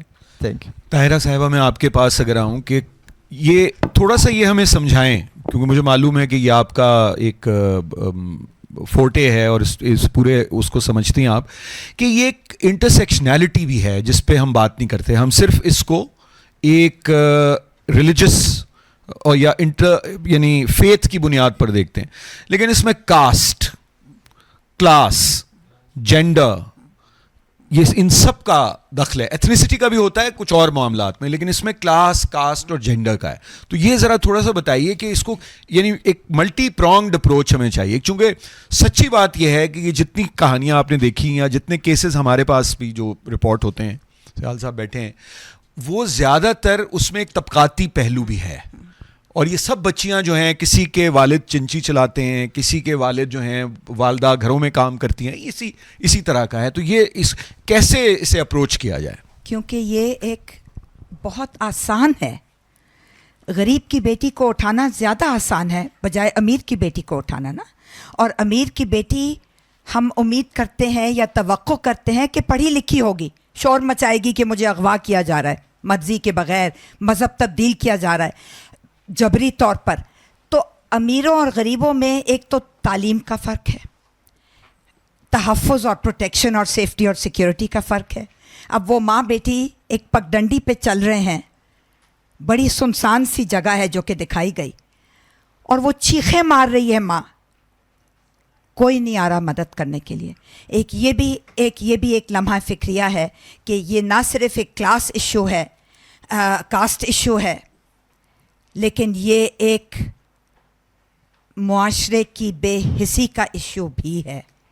ہم ڈی سینسٹائز ہو چکے ہیں، ہم بے حس ہو چکے ہیں، ہمیں کوئی فرق ہی نہیں پڑتا. ابھی تو شکر کریں کہ جس طرح سیالکوٹ کے بلاسفمی میں اور مختلف کوٹ رادھا کشن کے بلاسفمی میں اور یوحنا آباد اور سینٹ جوزف کالونی وغیرہ وغیرہ میں لوگ کھڑے ہو کے ویڈیو بنا رہے ہوتے ہیں. مدد کو کوئی نہیں آ رہا ہوتا کہ بچا لو بچا لو، ویڈیو بنا رہے ہوتے ہیں کیونکہ it's more important to put it on Facebook then it is to save the victim from death. تو بالکل صحیح ہے، بہت زیادہ ہے. اور میں جینڈر کی بات میں نے پہلے کر لی کہ اسلام میں وہ کیا کشش ہے کہ چھوٹی چھوٹی بچیاں مذہب تبدیل کرنا چاہتی ہیں تمہارے مطابق. ہم تو کہہ رہے ہیں جبری ہے، اغوا شدہ لڑکی، لیکن چھوٹے چھوٹے لڑکے نہیں کرتے. تو یہ جینڈر ایشو ہے تم نے ریپ کرنا ہے اس کو اور تم مذہب کی تبدیلی چاہتے ہو. میں پوچھتی ہوں یہاں پر جتنے مسلمز بیٹھے ہیں کہ ہم پہلے 500 ملین ہوتے تھے, پھر ہم 1 بلین ہو گئے, اب سننے میں آتا ہے کہ ہم 1.5 بلین سے زیادہ ہیں. میں پوچھتی ہوں کہ 1.5 بلین میں سے فلسطین کی مدد کو, غزہ کی مدد کو کتنے اٹھے 1.5 بلین مسلمز میں سے؟ تو تعداد بڑھا لینے سے کیا حاصل ہوتا ہے ہمیں کہ تم خوش. یہاں ایک سوال پوچھا گیا تھا, کیا نام تھا وہ جو داڑھی والے صاحب تھے جو کیس کو کورٹ میں لے کے گئے تھے, کسی کو نام یاد ہے؟ جمال حیدر, تھینک یو. ان سے پوچھا کہ تم خوش نہیں ہو کہ ایک لڑکی کو ہم نے مسلمان بنا لیا؟ لیکن یہ سوال پوچھنے کا ہے کہ کیا وہ اپنی مرضی سے, کیا اس نے کچھ پڑھا لکھا, کیا اس نے اسلام کو سٹڈی کیا, کیا اس کو ایک لفظ بھی پتہ ہے اسلام کے بارے میں سوائے اس کے کہ وہ جو اس کو رٹا دیا گیا ہے کورٹ کے سامنے بولنے کے لیے, جج کے سامنے. اور یہ میں نے اپنی آنکھوں سے دیکھا ہے, جج کے سامنے وہ باقاعدہ کلمہ پڑھ رہی تھی, آشا اور لتا اور رنکل سندھ سے آئی ہوئی تھی. تو ایک اور بات, بابر صاحب کی بات سے ایک بات اور کرنی ہے, اور یہ آپ کے سوال سے ذرا سا ریلیٹڈ ہے لیکن, اور وہ یہ ہے کہ جب ہمارے پاس پاکستان کے 77 برس میں سے 33 برس ملٹری رجیمز رہی ہیں, مارشل لاء رہا ہے, فوجی آمر ڈکٹیٹر رہے ہیں حکمران, تو ان کے پاس کوئی الیکٹڈ ریپرزنٹیشن نہیں تھی, کوئی کنسٹیچوئنسی نہیں تھی. ایک تھی, اور وہ تھی مذہبی جنونیت اور مذہبی جماعتیں, جنہوں نے ہمیشہ 1958 سے لے کے 2008 تک, 1988 میں تو ضیاء کو سے نجات ملی تھی, 2008 میں ہم نے مشرف کو ہٹایا تھا, ہم نے سب نے مل کر مشرف کو ہٹایا تھا. تو ایک ہی ان کے پاس چارہ تھا, اور وہ یہ تھا کہ مذہبی جماعتوں کو اپنی کنسٹیچوئنسی بنا کر, یہ کچھ لو کچھ دو یہ کہ میں رہوں گا تا حیات تمہارا صدر رہوں گا, اور تم یہ کرو گے کہ میرے تمام چیزوں کو. انہوں نے یہ کہا کہ ہم مانگتے ہیں کہ پاکستان کو ایک تھیوکریسی بنا دیا جائے, اور یہ بحث چلتی رہے گی آخری دن تک, آخری وقت تک, ہماری زندگی کے آخری حصے تک, کہ قائد اعظم ایک سیکولر پاکستان چاہتے تھے یا ایک تھیوکریٹک پاکستان چاہتے تھے. ہم میں سے بہت ہیں جو کہ سمجھتے ہیں کہ سیکولر پاکستان چاہتے تھے, اور 11 اگست کی سپیچ تو ایڈ نوزیم ریپیٹ ہوتی چلی جاتی ہے. لیکن وہ لوگ بھی ہیں جو کہ اسلامیہ کالج پشاور کی سپیچ کو کوٹ کرتے ہیں, اور چند ایک سپیچز کو کوٹ کرتے ہیں, اور بتاتے ہیں کہ یہ اس میں تضاد ہے, اور یہ ایک بحث طلب مسئلہ ہے کہ پاکستان تھیوکریسی بنے گا یا سیکولر ریاست بنے گی.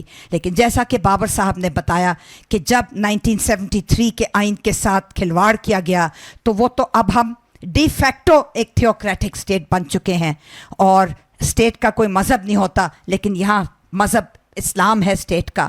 اور جہاں بابر صاحب نے ذکر کیا کہ he and she shall freely profess their religion, minorities کا ذکر کرتے ہوئے, تو وہاں ایک اور لفظ بھی ہوتا تھا جو کہ بڑی چالاکی سے ہٹا دیا گیا, اور وہ تھا minorities shall freely profess and propagate their religion. اس کی زد میں آتے ہیں Ahmadi Pakistani, neither freely profess nor freely propagate. تو یہ بھی ایک میں سمجھتی ہوں کہ آج بلیک ہول کے لیے 3 4 5 6 مختلف نئے موضوعات کا ایک کی فہرست بنتی چلی جا رہی ہے. اور ہاں, اور یہ بھی ایک بات کرنے کی ہے کہ how do we freely profess and propagate our religion. اور یہ ایک کہ ہم ہماری قبروں کے اوپر کالی سیاہی نہ لگا دی جائے, ہمارے قبروں کے اوپر. یہ بھی ایک سوچنے کی بات ہے جبری تبدیلی مذہب کے ساتھ ساتھ. اور جو آئینی ترمیم آئی تھی 1974 میں, اس پر بھی گفتگو کرنے کی ضرورت ہے, ہم سمجھتے ہیں. شکریہ جی, بہت بہت شکریہ. آخری سوال, اس کے بعد ہم کچھ گفتگو آڈینس کے ساتھ کریں گے. مجھے یہ بتائیے کہ دیکھیں آپ بہت یعنی سائنسدان تو ہیں ہی، لیکن ابھی آپ کی نہایت اہم کتاب پاکستان سے متعلق آئی ہے. یہ ٹھیک ہونا تو بڑا ایک عام سا سوال ہے کہ بھئی یہ کیسے ٹھیک ہوگا، لیکن یہ جو ادارے ہیں جیسے ایک ریکمنڈیٹری، پاکستان میں کنفیوژن ہے نا جسٹس سسٹم میں کہ آپ کا فیڈرل شریعت کورٹ ہے لیکن federal Shariat court is subservient to the supreme court, ایسے ہی ہے نا بابر صاحب، اور اٹس اے ریکمنڈیٹری باڈی کہ وہ بھی ریکمینڈ. اسی طرح کاؤنسل آف اسلامک آئیڈیالوجی ہے جس میں مختلف وہاں سے لے کے رویت ہلال کمیٹی تک، مطلب بے شمار اس طرح کے انسٹیٹیوشنز یا گروپس بنے ہوئے ہیں. ان سب کی موجودگی میں اور ان کا جو بابر صاحب نے کہا کہ ان کی اپنی ایک مٹیریل انٹرسٹ ہوتا ہے. یہ صرف ایسا نہیں ہے کہ کسی ادارے کا بن جانا، میں قانون کی بات نہیں کر رہا، ادارے جو ہیں موجود، ان سب کی موجودگی میں کیا کوئی تبدیلی سماج میں ممکن ہے؟ چونکہ اسٹیٹ کا ایک کیسکیڈنگ ایفیکٹ سوسائٹی پہ ہے، سوسائٹی کا کمیونٹی پہ ہے، کمیونٹی کا فیملی پہ ہے، فیملی سے بات فرد تک آتی ہے اور ایک ریڈیکلائزیشن آپ کو نظر آتی ہے. تو جب تک یہ اسٹیٹ کے جو اسٹرکچرز ہیں یا جو انسٹیٹیوشنز ہیں ان کا ویسٹڈ انٹرسٹ اور ان کا مٹیریل انٹرسٹ ہے تو کیسے معاشرہ تبدیل ہو سکتا ہے؟ اس وقت تو کھچڑی پکی ہوئی ہے، ہمیں نہیں پتہ چلتا کہ ادھر سیکولر قانون چلتا ہے یا اسلامی قانون.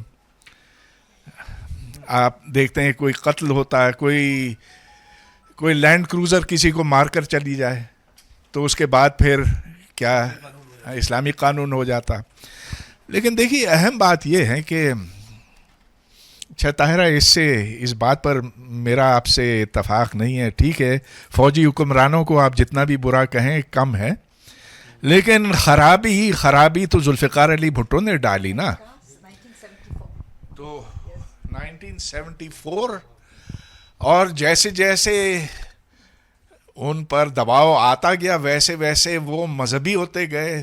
پہلے جمعے کی چھٹی ہو گئی، پھر شراب پر ممانعت ہوئی، پھر احمدیوں کو غیر مسلم قرار دیا، پھر تو وہ مولوی خود بن گئے، لیکن پھر بھی سولی پہ چڑھ گئے.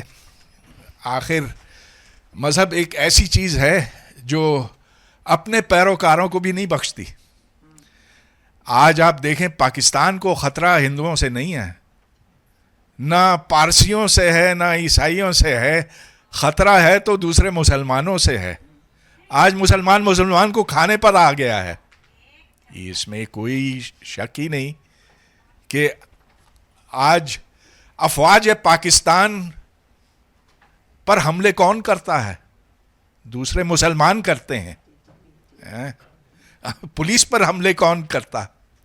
TLP، TTP اور دوسرے دہشت گرد جو اسلامی ہیں. تو یہ ایک ایسا جانور ہے جو اپنوں کو کھاتا ہے. تو اس میں قصوروار کس کو ٹھہرایا جائے؟ چلیے یہ تو موضوع بحث ہے. اسلام خطرے میں ہے، کس نے سب سے پہلے نعرہ دیا تھا بتائیے؟ 1937 کے بعد جب مسلم لیگ کی ہار ہو گئی تھی، یونینسٹ کے ہاتھوں انہیں کوئی ووٹ نہیں ملا، بالکل شکستہ حالت میں تھے، تب جناح صاحب نے کہا کہ اسلام خطرے میں ہے، یہاں دو قومیں ہیں، پاکستان ہمیں الگ بنانا ہے ایک ملک. تو چلیے اس کی ایک لمبی تاریخ ہے، اس میں ہمیں جانے کی ضرورت نہیں ہے. لیکن دیکھیے ہمیں نا امید بھی نہیں ہونا چاہیے. آپ دیکھیں کہ سعودی عرب جس میں جہاں وہابیت نے جنم لیا تھا، آج وہ کس قدر بدل گیا ہے اور بدلتا جا رہا ہے. اور پاکستانیوں کو اتنا دکھ ہوتا ہے اس کو دیکھ کر کہ اب وہ کہتے ہیں کہ اس کا علم، اسلام کا علم ہم اٹھائیں گے، ذاکر نائک کو ہم بلائیں گے. تو بدلے گا، وقت بدلے گا، لیکن ہماری زندگیوں میں نہیں. لیکن ہمیں آواز اٹھانی چاہیے. On that cheerfully pessimistic note, cheerful pessimism کہ ہماری زندگی میں. اچھا میں اب گزارش کروں گا اگر یہاں پہ مائکرو فون ہے. جی نیئر صاحب پہلے کچھ آواز بحال ہو گئی ہے ان کی. اگر آواز بحال ہوئی ہو جی تو آواز آ رہی ہے؟ جی آ رہی. ذرا یہ فلم میں خاص طور پہ ایک اظہار تھا اس بات کا کہ ریاست اور ریاستی ادارے آپ کا ساتھ نہیں دے رہے، یہاں کے لوگوں کا ساتھ نہیں دے رہے، اور ریاست خود ایسے لوگوں کا ساتھ نہیں دے رہے جو بہت مجبور ہیں۔ میرا خیال ہے کہ اس فلم نے ایک آگاہی پیدا کی ہے جو ایک مخصوص ایشو کے بارے میں ہے، اور چونکہ یہ بہت اچھی فلم ہے، میرے خیال ذہن میں یہ آتا ہے کہ اس میڈیم کو اور زیادہ استعمال کرنے کی ضرورت ہے، اور زیادہ سے زیادہ ایسے ہمارے پاس بے تحاشا چینلز ہیں جہاں پہ ایسے ڈرامے بن سکتے ہیں جن کے اندر ان ایشوز کو اٹھایا گیا ہو، اور یہ ایک ایشو نہیں ہے، ایسے بہت سے ایشوز ہیں۔ لیکن ساتھ ساتھ ایک اور بات بھی ہے، وہ یہ ہے کہ ہماری ریاست کی ایک دکھتی رگ ہے، اور وہ دکھتی رگ کو پکڑ کر وہاں پہ کچھ کرنے کی بڑی شدید ضرورت ہے، اور وہ یہ ہے کہ ہماری ریاست جو ہے وہ انٹرنیشنل فورمز کے اوپر جہاں جہاں ان کی طرف سے پابندیاں لگتی ہیں اس سے بہت خائف رہتی ہے۔ اگر FATF کے معاملات کے اوپر کہیں تو وہ بڑے خائف ہو جاتے ہیں کہ کہیں ہمیں گرے میں نہ ڈال دیں، یا گرے سے نکال کے بلیک میں نہ ڈال دیں، یا کسی اور فورم کے اوپر جہاں پہ ان کے اوپر پابندی لگ سکتی ہے، امریکہ پابندی لگا دے، یورپین یونین پابندی لگا دے، ہماری تجارتی مفادات، ایسی جگہوں کے اوپر ان چیزوں کو اٹھانا شاید اب ہم سب جو اتنے عرصے سے پچھلے 75 سال سے بے چینی سے ان چیزوں کو برداشت کرتے رہے ہیں، ہمیں چاہیے کہ ہم ان فورمز پہ جا کے ان ایشوز کو دکھائیں، بتائیں، تاکہ ہماری حکومت کے اوپر باہر سے دباؤ پڑے اور حکومت کچھ کرنا شروع کرے، صحیح معنوں میں اس کی حکومت بن سکے۔ جی شکریہ، یہ ایک آپ کا اہم کامنٹ ہے، لیکن میں گزارش آپ سے کروں، اور جو سچی بات، میں چونکہ بہت برسوں سے یہی کام اب کر رہا ہوں، یہ باہر کی جو حکومتیں ہیں، جو ڈاکٹر صاحب نے بھی بات کی اور آپ نے بھی کی، یہ بھی آخری فیصلہ انسانی حقوق کے مسائل کی بنیاد پہ نہیں کرتی ہیں، اپنے اسٹریٹجک، ملٹری اور جو کمرشل انٹرسٹ ہیں ان کی بنیاد پہ کرتی ہیں۔ لیکن ہیونگ سیڈ دیٹ، فرق پڑتا بھی ہے۔ آپ کے ہاں GSP+ کی وجہ سے پچھلے کئی برسوں سے کیپٹل پنشمنٹ پہ موریٹوریم ہے، تو وہ اسی وجہ سے، تو یہ اٹس اے کائنڈ آف کرتے رہنا چاہیے اس طرح کی بات۔ جی سیال صاحب۔ Thank you. بنیادی طور پر میرا یہ ہے کہ جس ملک میں تعلیمی نظام میں اس طرح سے ڈاکٹر نیئر صاحب نے بھی اس پہ کافی تحقیق کی تھی پہلے، رپورٹس بھی کہ جو ہمارے نصاب میں ہیں اس میں جو ہندو کمیونٹی ہے یا کرسچن ہیں ان کو جو ہے اس طرح کے الفاظ استعمال ان کے لیے کہا گیا ہے، ان کو کافر کہا گیا ہے، یا ان کے جہاں ہم پریکٹیکلی دیکھتے ہیں کہ کچھ لوگ جہاں پر یا اسکولوں میں یا کالجوں میں یا کسی بھی شعبے میں ہوتے ہیں تو ان کو بڑے اس مطلب ہم حقارت کے نظر سے لوگ کافی دیکھ رہے ہوتے ہیں کہ یہ یار اس کا یہ نام جو ہے یہ کرسچن کا نام ہوگا۔ ابھی تو لوگوں نے اس وجہ سے نام بھی جو ہے مسلمانوں والے رکھنے شروع کر دیے ہیں، کمیونٹیز مختلف جو پاکستان میں رہ رہی ہیں۔ تو اس کا آپ کیا سمجھتے ہیں جس ریاست میں اس طرح سے ان کو ویپنائز کیا گیا ہو،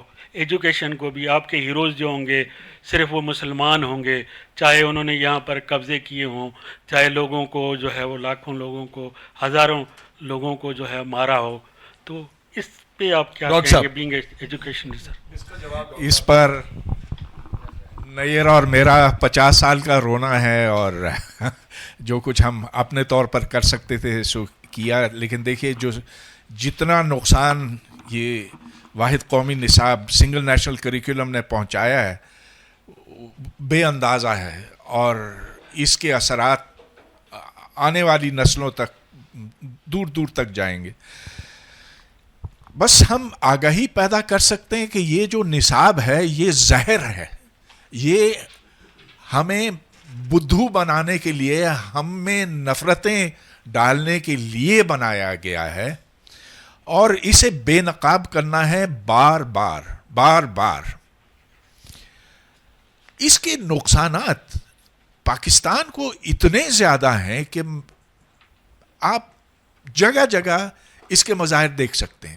مثال کے طور پر ہمارے جو بچے یہ نصاب پڑھ کے نکلتے ہیں، اور یہ سنگل نیشنل کریکولم تو اب آیا نا، اس سے پہلے جو تھا وہ بھی ایسا ہی تھا، اس سے کچھ زیادہ مختلف نہیں تھا. آج پاکستان دنیا کے جاہل ترین لوگوں میں شمار ہوتے ہیں. آپ جا کر دیکھیں کہ یہاں 80% ویزا، ورک ویزا جو پچھلے سال دیے گئے تھے وہ ڈرائیور ویزا تھے. آپ پورے مڈل ایسٹ میں جا کر دیکھیں، دبئی میں دیکھیں، قطر میں دیکھیں، سعودی عرب میں دیکھیں، تو پاکستانی جو ہیں وہ صرف خدمتگار ہیں، وہ انسکلڈ. اس کے برعکس بنگلہ دیشی، سری لنکا، انڈینز تو خیر بہت ہی اوپر پہنچ گئے. لیکن جب یہ ہمیں بدھو بناتے ہیں تو ملک کا اجتماعی طور پر نقصان ہوتا ہے. اور کالج، اسکول، یونیورسٹی کی تعلیم دیکھیں، دنیا کا بدترین معیار ہے. آج پاکستانیوں کو داخلے نہیں ملتے باہر کی یونیورسٹیوں میں. جو ادھر جاتے بھی ہیں کچھ اچیو نہیں کر پاتے، وہ اس لیے کہ مذہب ان کے اندر ڈالا جاتا اور کچھ نہیں. لکھنا پڑھنا نہیں آتا، آیتیں یاد ہیں. تو اس سے ہوگا کیا؟ ایسے ہی لوگ نکلیں گے جو خدمتگار ہوں گے. They cannot be engineers, they cannot be scientists, they cannot be high level managers. وہ مولوی ہوں گے یا خدمتگار ہوں گے. تو یہ بات ہم اب تک سمجھ نہیں پائے ہیں. جس دن ہم یہ سمجھیں گے، جس دن ہمیں ہوش آئے گا، اس دن ہم اصلاح کی راہ پر چلیں گے. یہ جو تھینک یو، یہ جو نصاب کی بات آپ نے کی ہے، دس از ویری امپورٹنٹ، اور ڈاکٹر صاحب نے تشریح کر دی ہے. میں ایک چیز کا عینی گواہ ہوں، تو I thought I should share with you. یہ جب افغان جنگ عروج پر تھی اور یہ مدرسوں کی بات ہو رہی تھی، تو مجھے 2 پیجز ملے اس سلیبس کے، جو اس وقت بتایا گیا تھا کہ یہ CIA کا تیار کردہ سلیبس ہے اور بچوں کو پڑھایا گیا تھا. تو میں نے خود وہ پیج میرے پاس اب بھی ہے کہ وہ پیج اس طرح سے تھا کہ الف سے اللہ، بی سے بندوق، تی سے توپ، کاف سے کافر، جیم سے جہنم اور جیم سے جہاد. اور پھر ایک بچے کو دکھایا ہے کہ وہ ایک بندوق ہے اس کے پاس، بے سے بندوق ہے، سامنے ایک آدمی کھڑا ہے، وہ کاف سے کافر ہے اور وہ اسے گولی سے مار رہا ہے، اور یہ جہاد ہے. This is what was in the syllabus. تو یہ جو سلیبس اس وقت کا بنا ہے، اور اب اگر تو وہ سا سلیبس نہیں ہے، لیکن وہ جو بات ذہنوں میں ڈالی گئی ہے، that continues in one form اور دی ادر. اور اس کے ساتھ ہی ریاست نے بھی اپنا انہی ملیٹنٹس کو اسلام کے نام پر ان کی پشت پناہی بھی کی، جس کی وجہ سے یہ جو نیریٹو تھا یہ زیادہ مضبوط ہو گیا. اور پشت پناہی ایسی کی کہ آپ دیکھیے کہ ممبئی کا واقعہ ہوتا ہے، خود FIA کی رپورٹ پبلش ہوتی ہے کہ پاکستان سے دہشت گرد گئے تھے، آئیڈینٹیفائی کیا گیا کہاں ان کی ٹریننگ ہوئی تھی وغیرہ. 16 سال ہو گئے اور اس کے خلاف ہم نے کوئی کارروائی ابھی تک نہیں ہوئی. ایک اور ملیٹنٹ تھے، ان کا نام تھا مولانا مسعود اظہر، اور وہ جو تھے تو ان کو جب یونائٹڈ نیشنز ان کے اوپر سینکشن لگانا چاہتی تھی، بڑی پرانی بات نہیں ہے، تو ہم چائنا کے پاس گئے اور چائنا سے UN میں اس موو کو ختم کر دیا. اور ایک بار نہیں 3 بار کیا. چوتھی بار چائنا نے کہا کہ اب آپ ذرا غور کر لو، نہیں ذرا غور کر لیں، and you have to think of long term. ان کا یہ کہنا تھا. چنانچہ اس کے بعد ہماری طرف سے ایک اعلان ہوا کہ مولانا مسعود اظہر غائب ہو گیا ہے، شاید وہ افغانستان چلا گیا ہے. تو وی ڈڈ ناٹ اون کہ ہاں. اسی طرح آپ دیکھیں احسان اللہ احسان، وہ ایک بڑا ہائی سیکیورٹی پریزن سے چلا گیا اور کسی کو پتہ ہی نہیں چلا. کلبھوشن تو ابھی تک نہیں جا سکا، لیکن وہ چلا گیا. So these are the kind of things you know. اور یہ سارے لوگ جو ہیں، احسان اللہ احسان، مولانا مسعود اظہر اور وہ دوسرا، یہ سارے جو ہیں ایک مذہبی جو رجحان ہے، تو اس کی ان کی پروٹیکشن تو ریاست نے کی. بابر صاحب، آپ ایک مولانا کو بھول گئے، وہ ہمارے پڑوس میں ہے، مولانا عبدالعزیز लाल मस्जिद के जिन्होंने रियासत के खिलाफ जंग की थी, यहाँ 12 SSG कमांडोज को हलाक शहीद किया और रियासत ने उसे एक और ज़मीन दे दी, एक जहाँ उसने एक और मदरसा बनाया ताकि वो ये मज़ीद कर सके। तो ये कैसी रियासत है? कोई और इधर जी, इधर अब ये इधर, अच्छा सॉरी, हाँ फरमाइए। गुड इवनिंग एवरीवन, मेरा नाम ताहिरा नेमत है, मैं फॉर्मर चेयरपर्सन हूँ इसकी रावलपिंडी डिवीजन इंटरफेथ हार्मनी की, और nowadays I'm working as a UN consultant in national commission on status of women. और जो मैं यहाँ पर छोटी सी बात करूँगी, हमने सिलेबस की यहाँ पर बात की, तो सर अभी जो हमारे पास लास्ट जो हमारी इस पे ही मीटिंग हुई, तो उसमें यह है कि 7 बुक्स जो हैं सिलेबस के अंदर न्यू शामिल की गई हैं, जो हर एक मज़हब अपनी किताब ही पढ़ेगा। तो उसमें पारसी है, क्रिश्चियन है, सिख हैं, हिंदू है, जितने भी हैं, तो उसको सिलेबस के अंदर जो सिलेबस का पार्ट बनाया गया है। इसके साथ सर हम अभी बात कर रहे थे यहाँ पर, डॉक्टर साहब ने ये बात की, आप लोगों ने भी ये बात की कि जो हमारे मौलाना हजरात हैं, जो हमारे पास्टर्स हैं, हम हर एक जगह पर क्राइटेरिया एक रखते हैं एजुकेशन का। अपनी कोई भी किसी भी जगह पे हम किसी को अपॉइंट करते हैं, वहाँ पे एक क्राइटेरिया रखा जाता है, रिक्रूटमेंट क्राइटेरिया रखा जाता है कि इतनी इसकी बंदे की एजुकेशन होगी, ये उसकी ट्रेनिंग्स होंगी, इतना इसका एक्सपीरियंस होगा, तो वो एलिजिबल है फॉर दिस पोस्ट। तो क्या रियासत या जो हमारे अदारे हैं, जो हमारे पॉलिसी मेकर्स हैं, क्या उनको ये समझ नहीं आती कि फ़ॉल्ट कहाँ से स्टार्ट होता है? जो हमारे रिलीजियस जो हमारे लोग हैं, उनकी एजुकेशन सर होना बहुत ज़रूरी है। उनका क्राइटेरिया सेट किया जाए ताकि उनको अपने मज़हब का एग्जैक्ट नॉलेज हो, सही तफसीर के साथ वो लोगों को बताएं। क्योंकि जितने भी आप इस तरह के वाक़यात उठा के देख लें, तालीम उठा के देख लें, वाक़े के पीछे जो है वो एक आलम मौजूद होता है।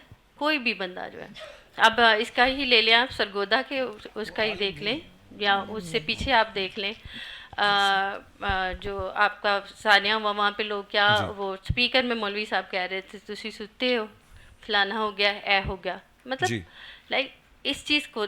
और फिर एक नेक्स्ट क्वेश्चन है कि लॉ के अंदर जब हम जाते हैं, तो हमारे क्या क्रिश्चियन लॉ को या किसी और मजहबी लॉ को, क्रिश्चियन की इसलिए बात कर रही हूँ क्योंकि मेजॉरिटी जो है वो इसके अंदर दिखाए जाते हैं, हमारी माइनॉरिटी के अंदर जो मेजॉरिटी है पार्ट है वो क्रिश्चियनिटी का है। सो मैं यहाँ पर ये बात आप लोगों से मतलब ये कहना चाहूँगी कि देखिए, क्या जो हमारे जजेस बैठे होते हैं उनको क्रिश्चियन लॉ का पता होता है, आर्टिकल्स का पता होता है? नहीं पता होता। वहाँ पे वो किसी एक क्रिश्चियन वकील को बुला के पूछते हैं, बताएं आपका लॉ इस पे क्या कहता है। तो मुझे ऐसे थोड़ा सा लगता है कि उस आपका जो सिलेबस है उसका हिस्सा आपको क्रिश्चियन लॉ को भी बनाना ज़रूरी है। Thank you. मैं मोहतरमा ताहिरा अब्दुल्ला की तरफ आऊँगा। एक छोटी सी बात गुजारिश, हमारा तो जो लोग यहाँ मौजूद हैं उनका तो मुतालबा ये है कि मुख्तलिफ मज़ाहिब के लॉज के बजाय जो मुल्क का कानून है और आइन है और जो कॉमन लॉ है जिसकी बुनियाद पर पाकिस्तान की फेडरेशन चलती है, उस पर अमल होना चाहिए। तो वो एक अलहदा बात है। लेकिन आपने सबसे पहले निसाब की बात की, करिकुलम की बात की, और वो ये है कि आपको इस बात पर इत्मीनान था कि मुख्तलिफ माइनॉरिटी मज़ाहिब को पढ़ाया जा रहा है इस नए निसाब के तहत। वो किताबें बन गई जी जी जी जी, लेकिन ये एक और लिस्ट में शामिल कर लें, इस पे लंबी और सैर हासिल गुफ्तगू हो सकती है, बल्कि बहस हो सकती है। और वो ये है कि क्या एक थियोक्रेटिक स्टेट को और ज़्यादा थियोक्रेटिक होने की ज़रूरत है, या क्या हमें थोड़ा सा सेक्युलर होने की ज़रूरत है। मसलन मैं आपको एक कॉन्क्रीट एग्जांपल देना चाहती हूँ। पहले ये होता था कि मुस्लिम स्टूडेंट्स को इस्लामियात पढ़ाई जाती थी और नॉन मुस्लिम माइनॉरिटीज़ को एथिक्स पढ़ाया जाता था। अब यह है कि क्योंकि वो हर मज़हब की अपनी किताब होगी, अपना निसाब होगा, हिंदूज़ को हिंदुज़म पढ़ाया जाएगा, मसीहों को क्रिश्चियनिटी पढ़ाई जाएगी वगैरह वगैरह, तो एथिक्स हटा दिया। मैं पूछती हूँ कि 250 मिलियन पाकिस्तानियों को एथिक्स पढ़ने की ज़रूरत नहीं है?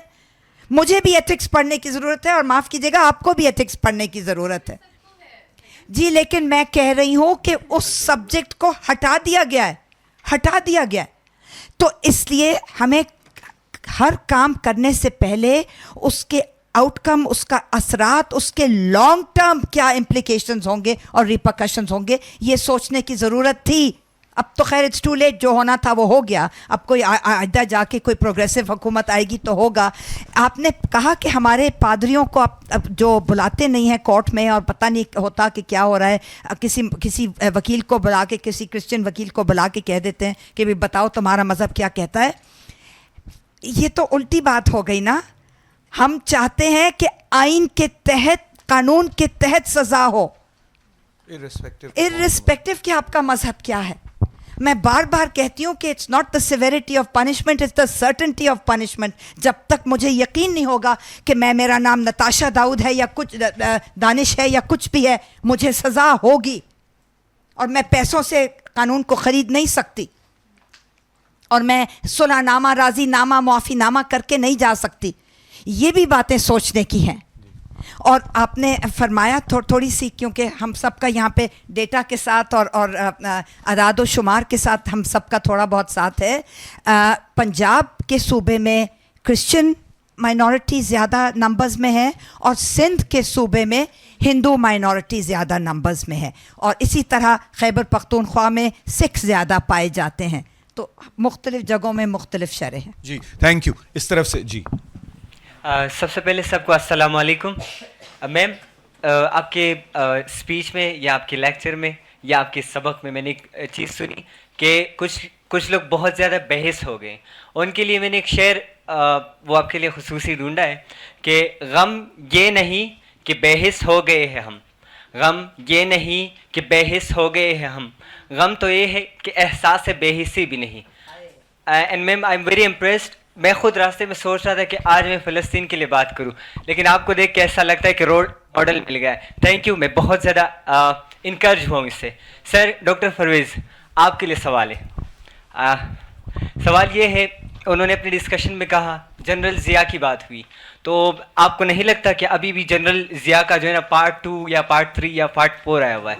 उसकी वजह ये है कि वो जब स्पीच करते हैं तो आप सब ने खुद ही बताया कि मुसलमान को मार रहा है, तो वो उन मुसलमानों की बात कर रहा है जो सोशल मीडिया पे उन पे तनकीद करते हैं, उनको कैसे मुखातिब करते हैं कि सूरह माइदा में अल्लाह ताला ने इन लोगों को ये बताया हुआ है, ये डिजिटल टेररिस्ट है।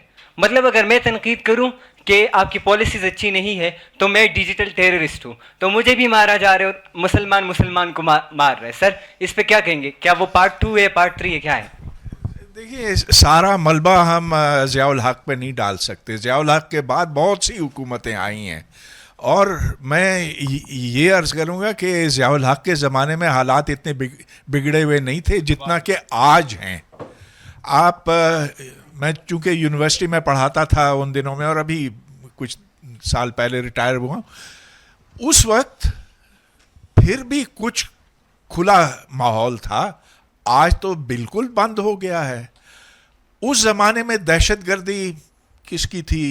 वो जो अल मुर्तज़ा वाले क्या थे, वो अल जुल्फ़िकार वाले, हाँ, वो हल्की फुल्की सी थी। अब तो दहशतगर्दी हर तरफ है। 70,000 लोग मरे हैं पाकिस्तानी, 70-80 पता नहीं कितने, बिटवीन 2004 एंड 2014, और अब वो रुझान फिर से ऊपर की तरफ जा रहा। तो सब कुछ हम ज़ियाउल हक पे नहीं डाल सकते। ठीक है, उसने बहुत बिगाड़ डाला है इसमें, लेकिन उसके बाद कितनी हुकूमतें आई हैं, तो ऑल इज। अच्छा जी, लास्ट क्वेश्चन सर। एक क्वेश्चन था बस, तो फिर ये सेकंड लास्ट है और फिर ये आपका लास्ट है। Sir, my name is Faheem Gul. I am from National Defence University, Islamabad. Basically, I hail from district Jafrabad, Balochistan. Sir, I have a recommendation that there is a community called Zigri community living in mostly in Turbat and Panjgur. They have their own worship centers. So nobody mentioned them, and at the same time, like other communities, minorities are in danger. Their culture, traditions, and religious norms are also under threat. And I have one personal incident that we have a student at boarding school and who was Zigri, and he left the institution because of not having comfortable environment. So could you also highlight the Zigri community living there? जी, पाकिस्तान में बहुत सारी अक़लियतें, मजहबी तौर पर अक़लियतें हैं. पाकिस्तान में बुद्ध मत के पैरोकार भी हैं और भी बहुत सारे सनातन धर्म के अलावा डिनोमिनेशंस हैं. इसी तरह मसीहियों में भी बहुत सारे मुख्तलिफ फ़िरक़े हैं, जैसे मुसलमानों के यहाँ फ़िरक़े हैं. ज़िक्रियों का human rights commission of Pakistan बिल्कुल ज़िक्र करता है और रिकॉर्ड करता है हर साल, और तुरबत में हमारा दफ्तर है, वहाँ भी उनके साथ ताल्लुक़ है. कमीशन वाहिद इदारा रह गया है शायद, या चंद इदारों में से रह गया है जो एक कॉम्प्रिहेंसिव काम सारे हर कम्युनिटी के साथ करने की कोशिश ज़रूर करता है. तो बिल्कुल आपकी बात ठीक है कि उनके साथ लोकली सतह पर बहुत डिस्क्रिमिनेशन है, और भी बात हुई है दीगर मज़ाहिब की भी, लेकिन यहाँ बात चूँकि फोकस्ड फॉर्स्ड कन्वर्जन्स पे था, और जो फॉर्स्ड कन्वर्जन्स हैं वो हिंदू पाकिस्तानियों और मसीही पाकिस्तानियों में उनकी तादाद ज़्यादा है. सिखों में भी कुछ हुआ है, लेकिन कैलाश में तो अब तो तकरीबन कर चुके हैं, यानी वो तो मामलात ही बहुत नाजुक हैं. जी अगला सर, एक बस क्वेश्चन है that is also related to Zia-ul-Haq, और मेरा नाम खुर्रम सजाद ख्वाजा है. आई नो ताहिरा बाजी पर्सनली. ज़िया-उल-हक का आपने जिक्र किया, ज़िया-उल-हक से पहले आपने कहा कि कुछ नहीं उस ज़माने में बेहतर था, लेकिन ज़िया-उल-हक ने पौधा लगाया. And I was at that time class 7 class 8, और उससे पहले मुझे याद है कि हम लोग हिस्ट्री, जोग्राफ़ी, सिविक्स पढ़ा करते थे, और दीनियात होती थी, और दीनियाती किताबें थी, और ताहिरा बाजी वाली किताबें मैंने पढ़ी हुई हैं. तो वो फिर जब मैं 9th वाला में आया तो इस्लामियात हो गई. तो I think personally think Zia-ul-Haq was the पौधा, यानी ही इज़ द पर्सन जिसने वो सीड लगाया, और वो सीड आके 10 साल या 15 साल के बाद वो जो हमें अब नज़र आ रहा है वो शुरू हुआ. और इसी तरह का पौधा फिर बाद में और तरह भी लगा, जो पॉलिटिकल सिचुएशन जो अभी हम देख रहे हैं. ठीक है खालिद साहब, बिल्कुल आपका कमेंट बिल्कुल दुरुस्त है. Last question, I am sorry I have to finish at 8, this is the organisers have told me. जी अस्सलाम वालेकुम. मेरा सर क्वेश्चन है बाबर साहब से. सर आपने कहा कि कॉन्स्टिट्यूशन में जो एक्स्ट्रा सुप्रा कॉन्स्टिट्यूशनल प्रोविजंस है, तो सर इसके बारे में मेरा क्वेश्चन है कि जो सुप्रा कॉन्स्टिट्यूशनल प्रोविज़न है वो लेजिस्लेटर के जो पावर्स है लॉ मेकिंग के, उसको और लेप करती है, और उसको तो सर क्या जो हमारी लेजिस्लेटर्स है, क्या ये मतलब हम इसको कह सकते हैं कि ये लेजिस्लेचर है? क्योंकि जिस तरह 2018 में एक बिल आया जेंडर इक्वलिटी वाला, जेंडर रिकग्निशन वाला, एक बंदा गया मुश्ताक साहब सेनेटर और ट्रांसजेंडर, और एक ही बंदे ने सारे पार्लियामेंट की लेजिस्लेशन को मतलब नहीं, वो अभी वैसे रिपील नहीं हुआ है ट्रांसजेंडर पर्सन्स एक्ट. लेकिन अच्छा बाबर साहब, जी बाबर साहब, अगर आप इसका 30 सेकंड में जवाब दे दें तो मैं आखिरी सवाल जो भाई पीछे हैं बैठे हुए, हाँ मैं आपसे सुप्रा का ही बात कर रहा था. वो ज़िया-उल-हक ने जो फेडरल शरीयत कोर्ट बनाया था, तो वो तो आइन का हिस्सा नहीं था, उसने एग्जीक्यूटिव ऑर्डर के तहत डाला, और उसके तहत जो फेडरल शरीयत कोर्ट बना, तो उसकी अच्छी बात जो उस पर इस वक्त यह है कि उसका फ़ैसला, वो फ़ैसला तो करती है कि ये कानून इस्लाम के मुताबिक है या नहीं है, लेकिन अगर सुप्रीम कोर्ट में अपील उसके ख़िलाफ़ हो जाए, तो जिस दिन अपील वहाँ एडमिट हो जाए, regardless of stay order, automatically federal शरीयत कोर्ट का फ़ैसला सस्पेंड हो जाता है. तो वो जो कानून था ट्रांसजेंडर का, जिसको फेडरल शरीयत कोर्ट ने डिक्लेयर कर दिया अन इस्लामिक, उसको जब हम अपील में गए सुप्रीम कोर्ट में, जिस दिन अपील जमा हो गई उसी दिन से वो इनऑपरेटिव हो गया फेडरल शरीयत कोर्ट का फैसला. Thank you sir. जी आखिरी बस इनसे ले लीजिए सवाल, we have got 2 minutes. Sir मेरा एक छोटा सा कमेंट है. میں جب بھی یہاں پر آتا ہوں بات ضیاء الحق کی بات ہوتی ہے, بٹ یہ چیزیں سٹارٹ شروع سے ہی ہیں 1949 سے, قرارداد مقاصد سے. اس کے بعد ارلی 1950s میں جو احمدیہ کمیونٹی کے ساتھ جس طریقے سے میسیکر ہوا ان کا, وہاں سے چیزیں بلٹ ہونا شروع ہوئیں, اور یہ اسٹیٹ لیول پہ تب سے پالیسی تھی. اور ہم لوگ آ کے اس کو کہتے ہیں کہ شاید جیسے 70s سے 80s سے پہلے کا پاکستان بہت بڑا ایک جنت بنا ہوا تھا, بٹ بات کوئی نہیں کرتا تھا. اب ہمارے اپنے گلے پہ بات آ گئی ہے تو ہم ضیاء الحق کو کہہ رہے ہیں کیونکہ اس کے. اچھا میں گزارش کروں, میرا خیال ہے آپ تھوڑی سی تاخیر سے تشریف لائیں. اس کی وجہ یہ کہ بالکل شروع میں فرحت اللہ بابر صاحب نے اور طاہرہ عبداللہ صاحبہ نے, ڈاکٹر صاحب نے, پرویز ہودبوئی نے پورا 47 communal partition of British India, objectives, resolution اور یہ تمام باتیں شروع میں کی تھیں.